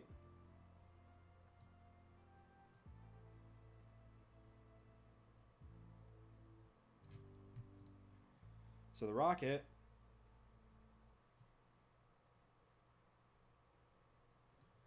no, I want that to be an arrow. Arrow. So rocket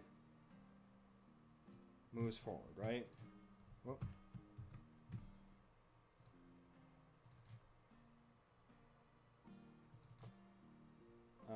How do I add a text to it? Text box. Rocket moves forward.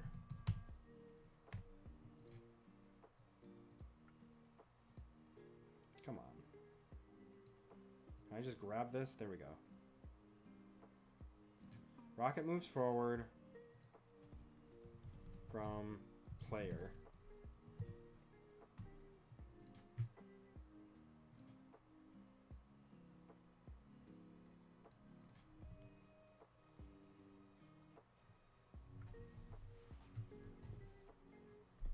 So the rocket moves forward from the player, right?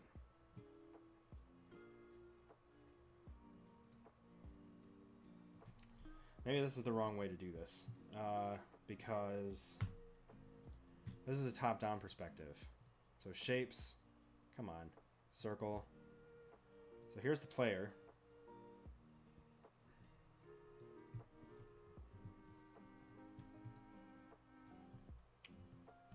No, shape, circle. So here's the player, right?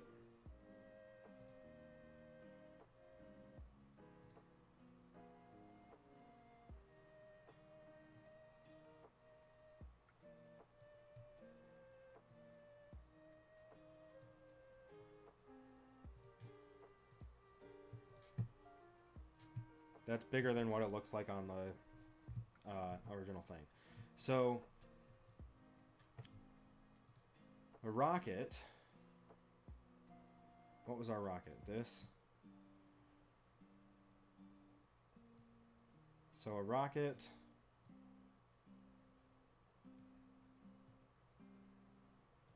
shoots from this thing.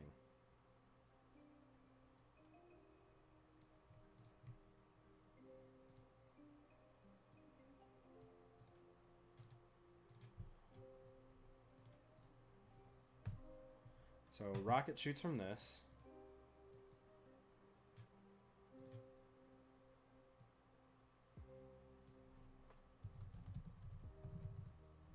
Straight, or shoots forward from player.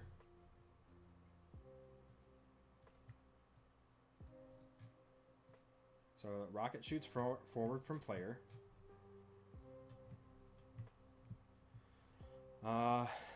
Shapes. Let's just say circle.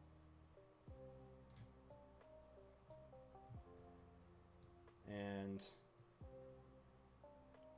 let's just call this the radius. And this is not to scale. Let's make it transparent.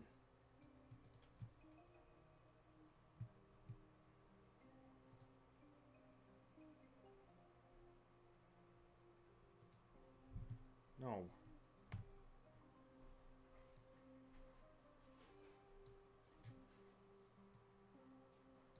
So basically all of this is a radius around, and this is looking terrible, but that's okay. It's not, it's just meant to convey that they don't need to be straight. So this represents the radius around the rocket. Well, we'll just call it, oh god, detection radius of rocket.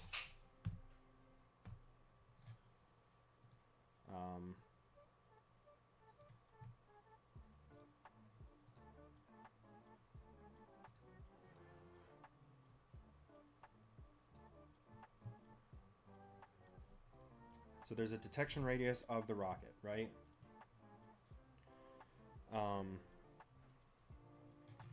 So when the rocket moves forward, how do I make this page bigger?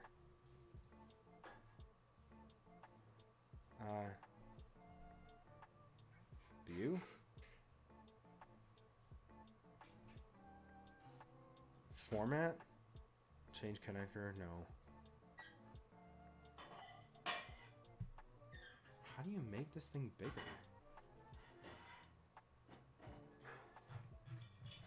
No. Oh, here we go.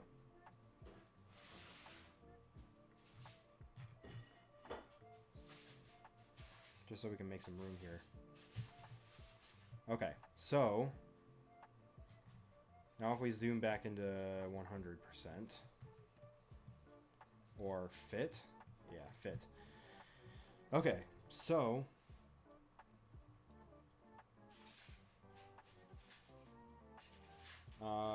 basically,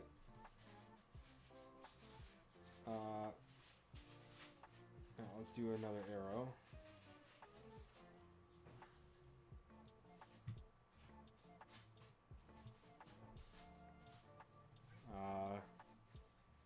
Rocket continues forward if no target in detection radius.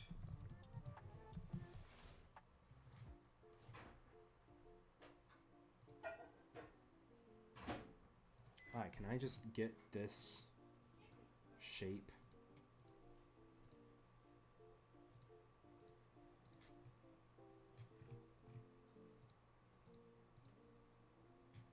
How do I pick a specific shape?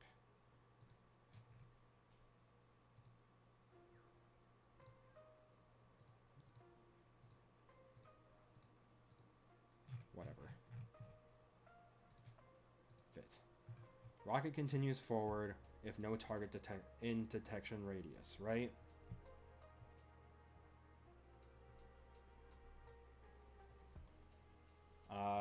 And then, but,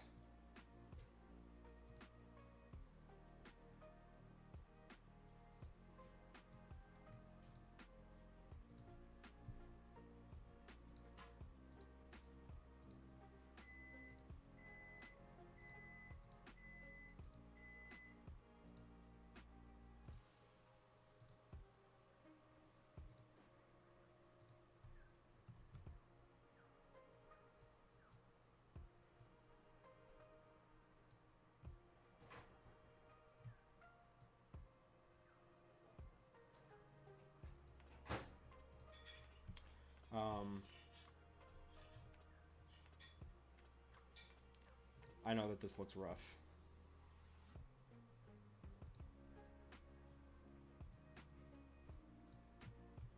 So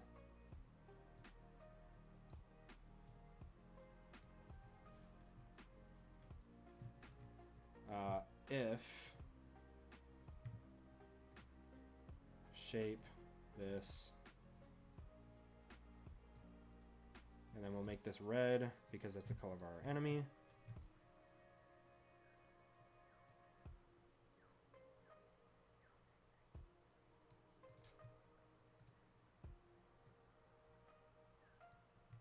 And then an arrow. And text. If enemy within radius move direction equals position minus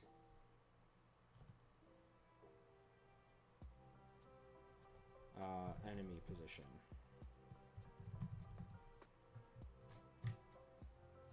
That's what I want. So by default, the rocket moves forward. The rocket moves forward endlessly. But if an enemy is detected within that radius, then the move direction changes to its position minus our position, or the rocket's position. But the way that we have the code written right now doesn't allow for that very easily, I don't think. Or I haven't quite figured out how to write it. It's like, I have the functionality in my head, I don't know how to write it in code.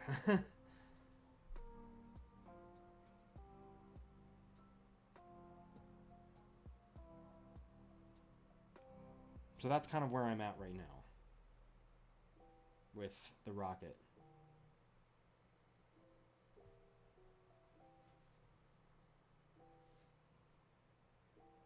So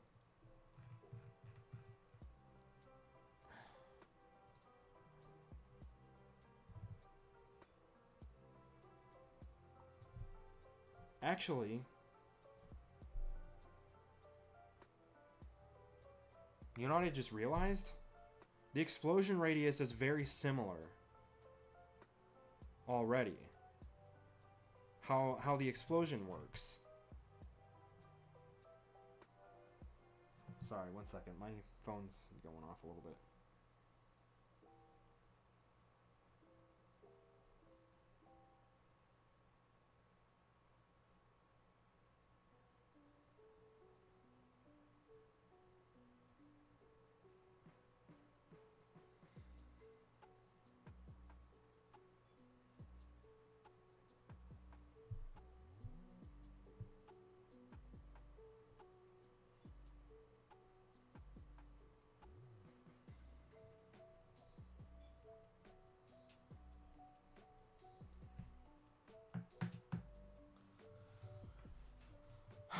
Okay.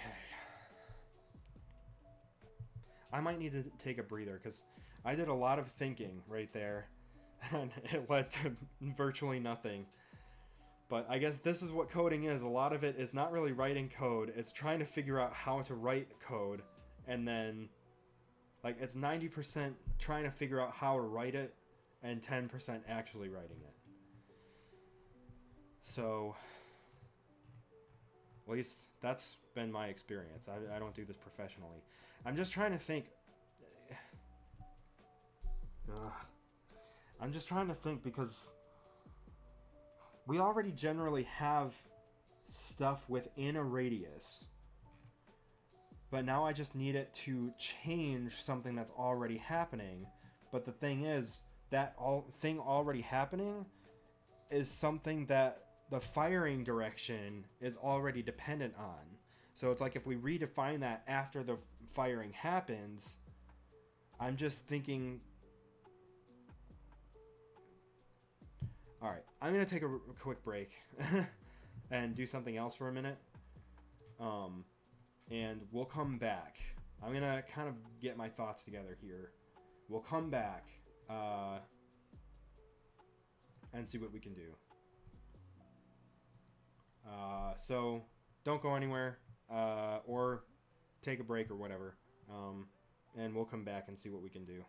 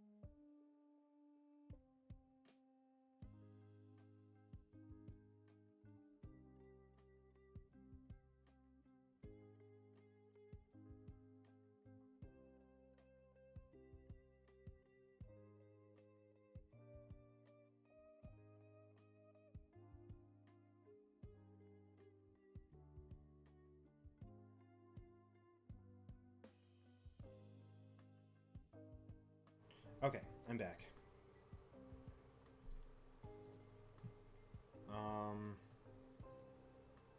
Let me just check the other chats. Okay.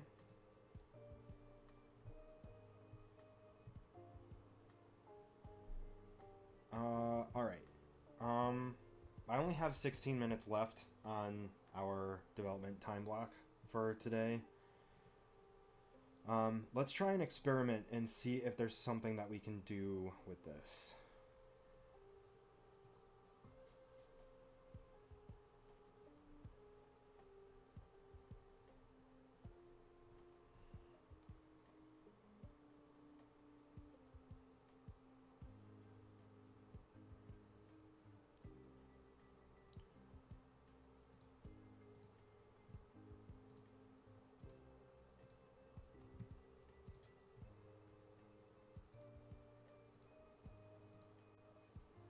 Okay. So this is what we're looking at. And what we want is this. And we have it so that it shoots straight if there's nothing for it to detect.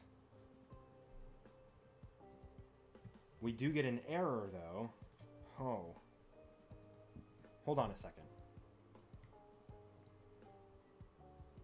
So when we play, nothing happens, nothing happens. We get the rocket ability.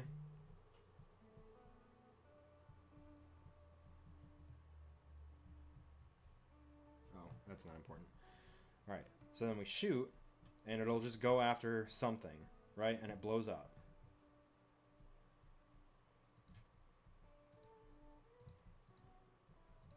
Then we shoot, shoot, shoot, shoot. So now if we shoot, it just goes straight. This is what we want fixed.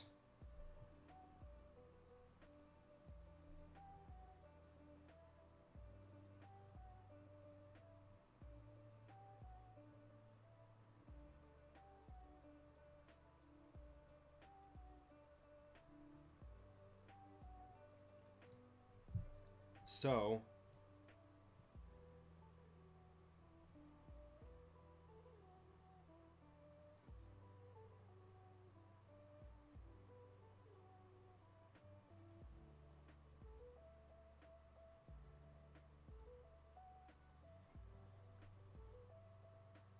this is where it's going to end up being at. So define enemy, which we did, if enemy is not null.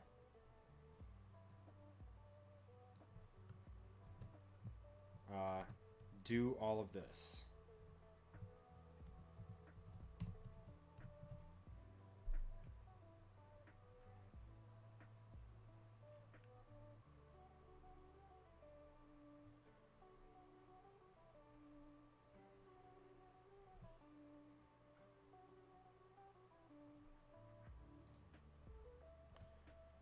Okay. Now, if this is doing what I don't want it to do, it's not even going to shoot.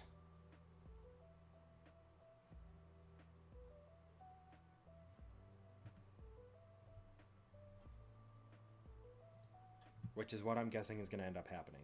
Because it won't even... If enemy is not null...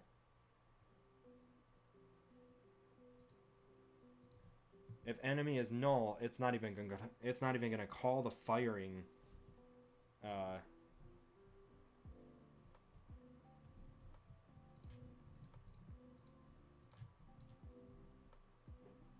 It's not even shooting the rocket. It'll say that I used the rocket ability, but it's not actually going to shoot anything. So there is no rocket being shot out. Oh, okay.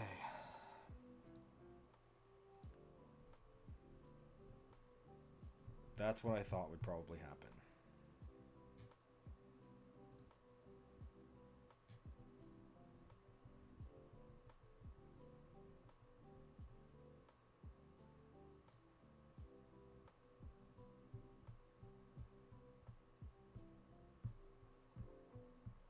target is not null.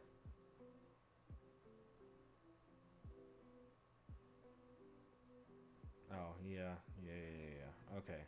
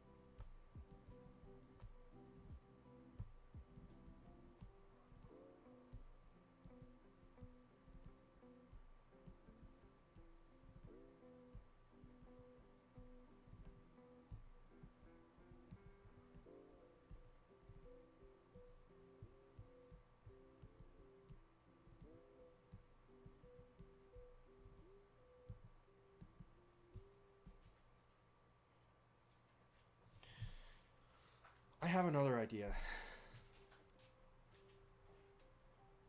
What if we eliminate the homing part?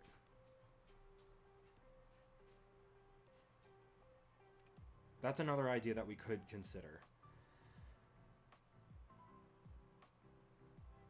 Like, as a backup plan. If I can't get this to work within a timely manner, what if we eliminate the homing part, and then it's just a rocket that shoots straight. If it hits a target, it still does the explosion stuff. It just won't go toward a specific... It won't home in on anything. That's an option too.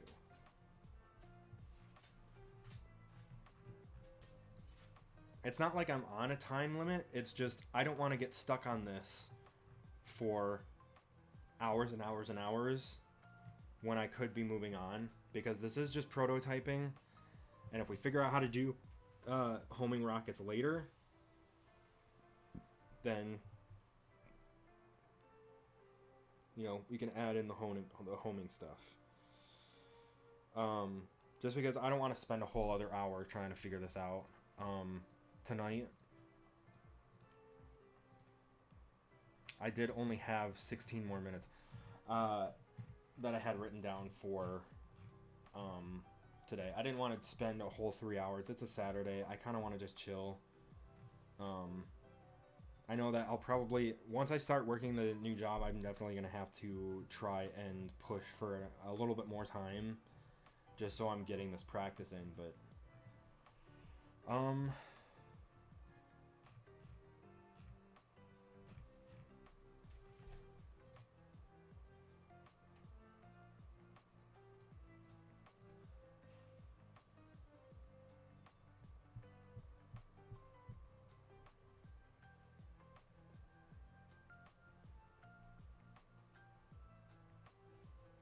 or if enemy's not null, do this stuff.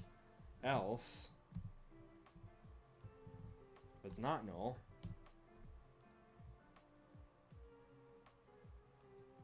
still instantiate it.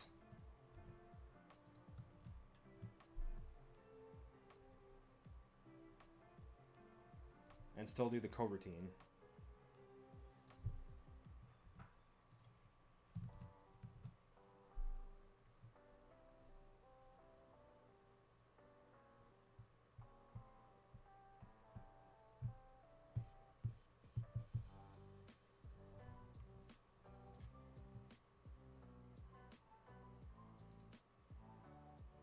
So I'm hoping that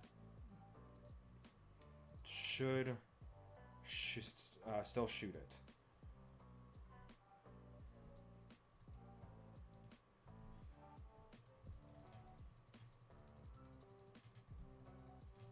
Kill all of the zombies.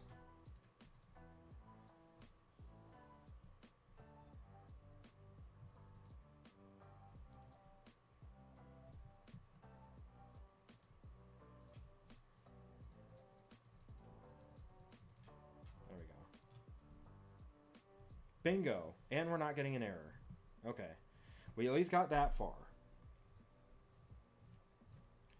Now we just have to figure out how to do...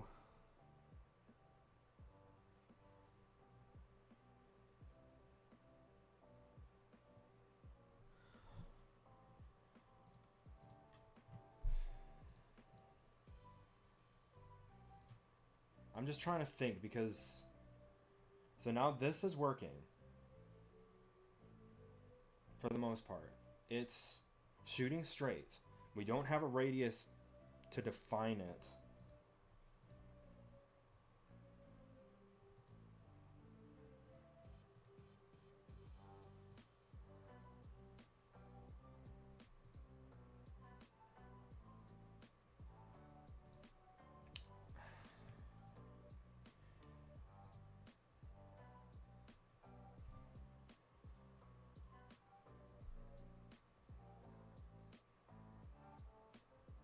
Maybe we can add something to the rocket prefab.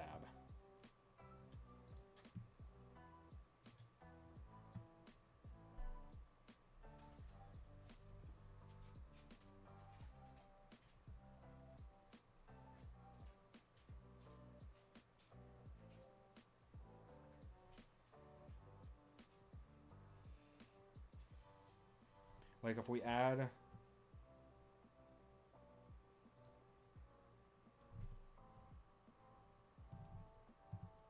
Add a sphere collider is trigger.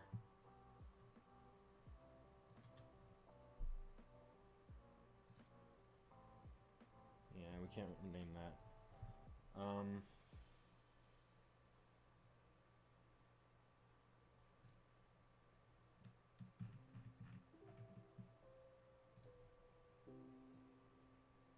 Whoop. Hold on.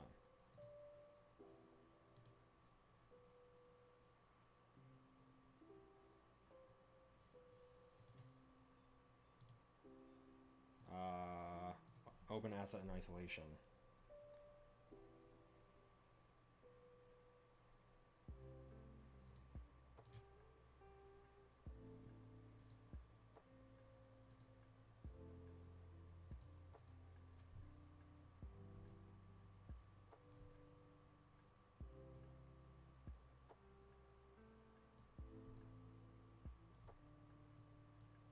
Oh, come on.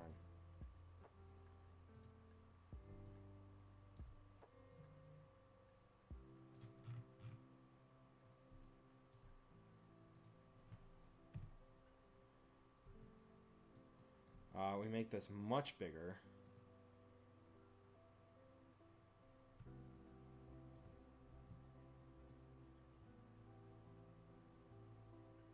So let's say we made it... Well, let's make the radius like 5.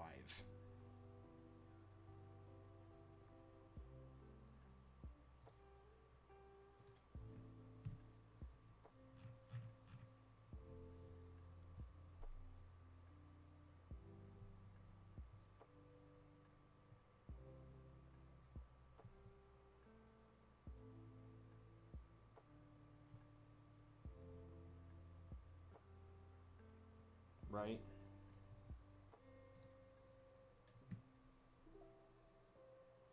Or maybe let's make it 4. Yeah. That might make a little bit more sense.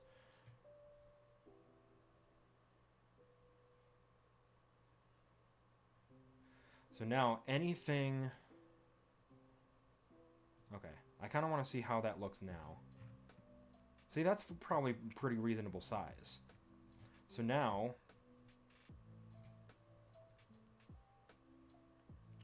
I'm just wondering, can we get it so that it goes straight by default, but if anything with enemy ends up in there, it always goes toward 0.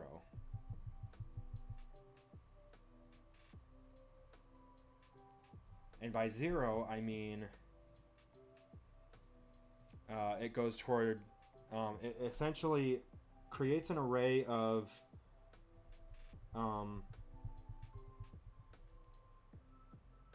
if it creates an array of all of the zombies that are within that radius, it would create an array in such a way that the first thing to enter that will be of index 0. So what I want it to do is set it so that it goes straight the moment something enters that radius. Index 0 of zombies within radius becomes the target.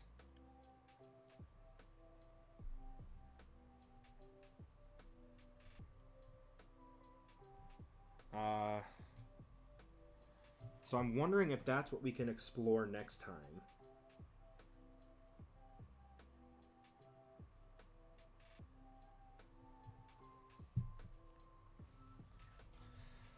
Because if that works, then we can get this rocket to do exactly what I want it to do.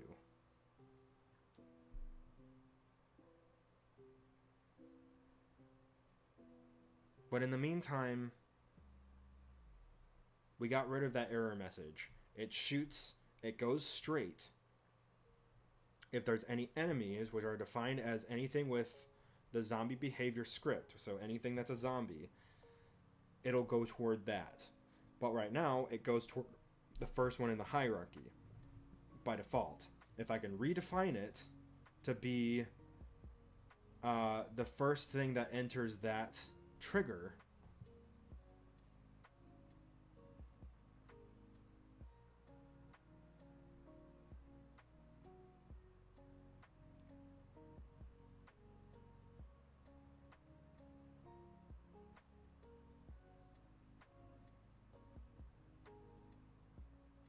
okay.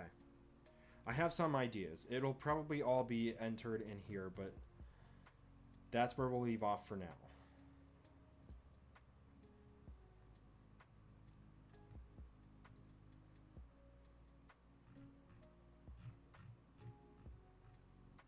So let's make a note of what we're going to work on next time.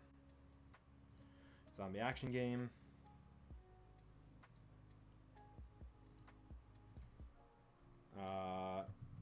What's today's date? 6/29. What did we do today? So today,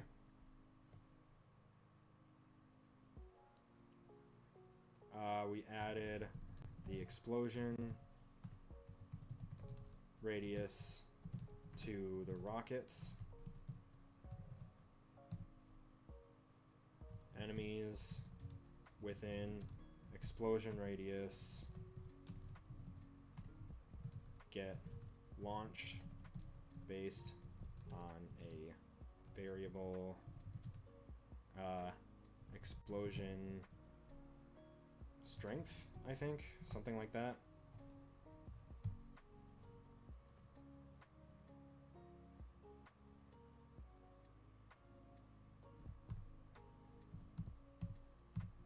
Next,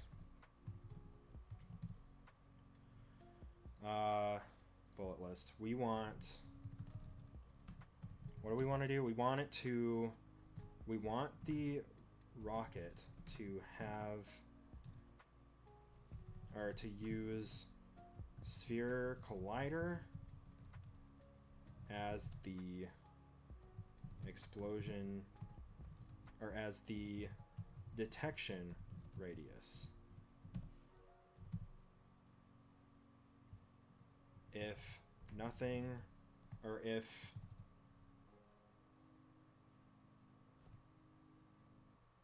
enemies within radius is 0, rocket will move straight.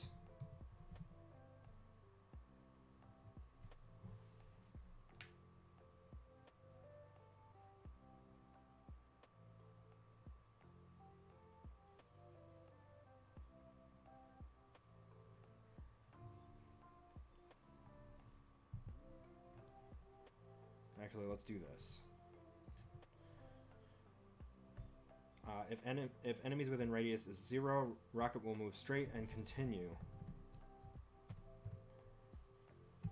If enemies within radius is not 0, then enemies index 0 becomes target.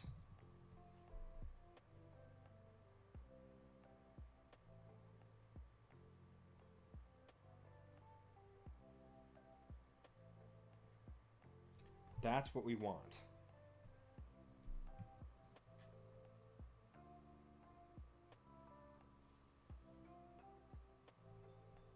So it would essentially we would essentially be creating an array of enemies within that radius.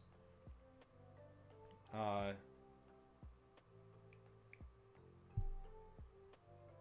we'll let that sit for a while.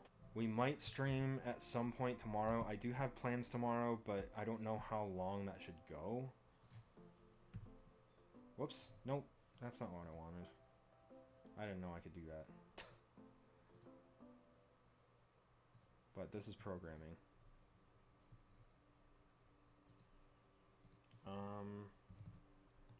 Okay.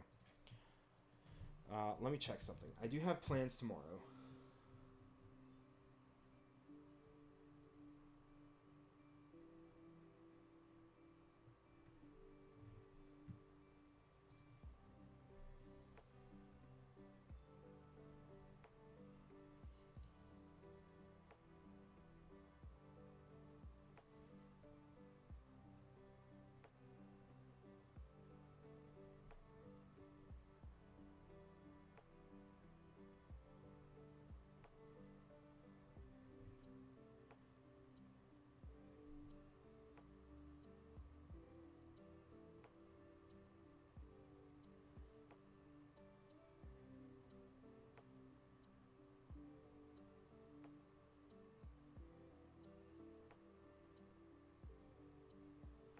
Sorry, I was looking at messages. Let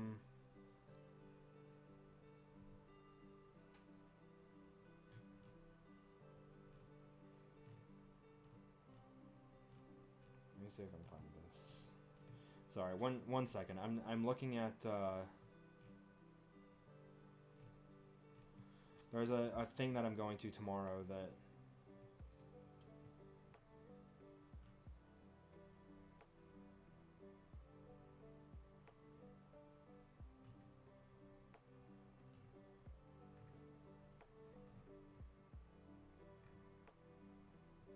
okay.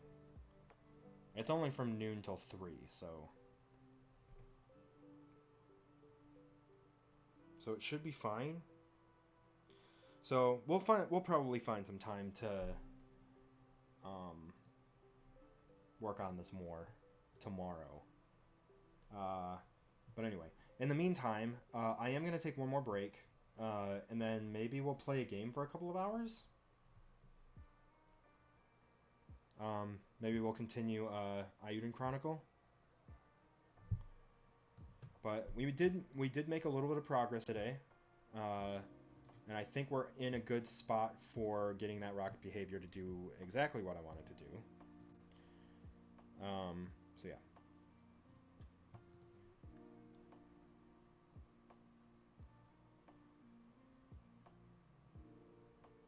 Okay, I'm going to go ahead and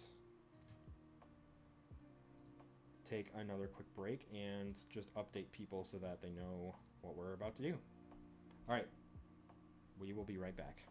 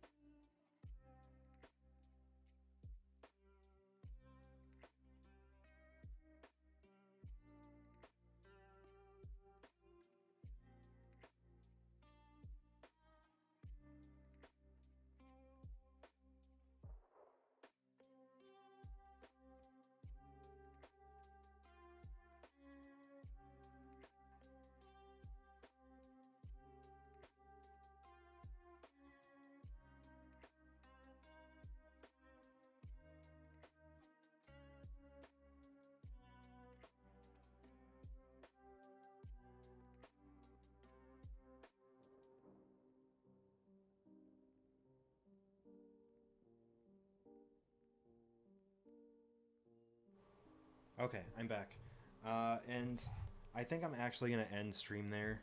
My iPad isn't charged, and I'm kind of tired, and I kind of just want to hang out in other streams and play some Fortnite and then some Pacific Drive.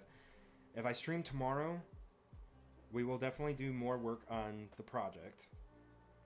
And I'll probably try and find time to stream a game, because it's been a while since we streamed a game. It's mostly been development stuff, which I'm enjoying. But at the same time, there's games that I want to play that are on my list that I'm neglecting now within that time. But yeah, I do want to try and beat Pacific Drive, because I do have another game that I only have for a limited time. That's Stellar Blade. I got that through Gamefly, so I want to try and finish Pacific Drive so that I can kind of fly through Stellar Blade, because I think it's relatively short. But either way. So we'll wrap up stream there. Let's find someone to raid.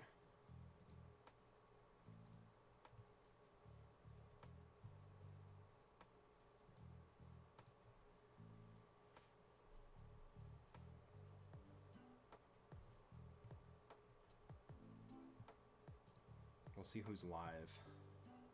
Following. Low to high.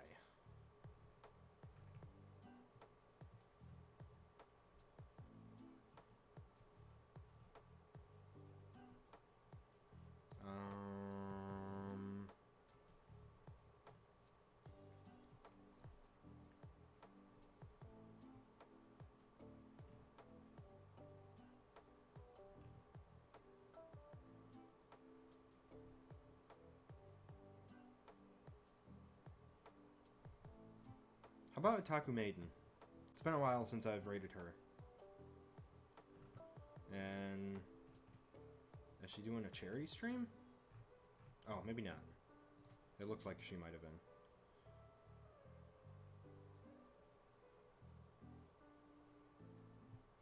Okay, let's raid her. Okay. I'll let you guys know when the next stream is. I'm not sure when. I'm not sure when we'll raid again, or when we'll stream again. I'd like to tomorrow. Maybe we'll work on the project a little bit more, and play some Ayuden Chronicle, or Animal Well. I did just buy that, and I haven't decided if I want to just play that by myself or not. But I don't know. We'll think about it. If you're not in the Discord, Nightbot isn't working for me. In fact, Nightbot isn't even showing up in the users in chat. Normally it does. I don't know what's going on with it. I might have to ask around and see if anyone else is having the same problem. But yeah, so my Discord command just doesn't work. None of my commands do, because Nightbot isn't even showing up. So, but if you follow me on Twitter and stuff, then you'll see me go live and stuff. But all right, we're gonna raid Otaku Maiden. She's playing something. Just chatting right now. But yeah. All right. So maybe I'll see you tomorrow. If I don't, I'll keep you guys updated on when the next stream will be. Thanks so much for watching. Have a good one.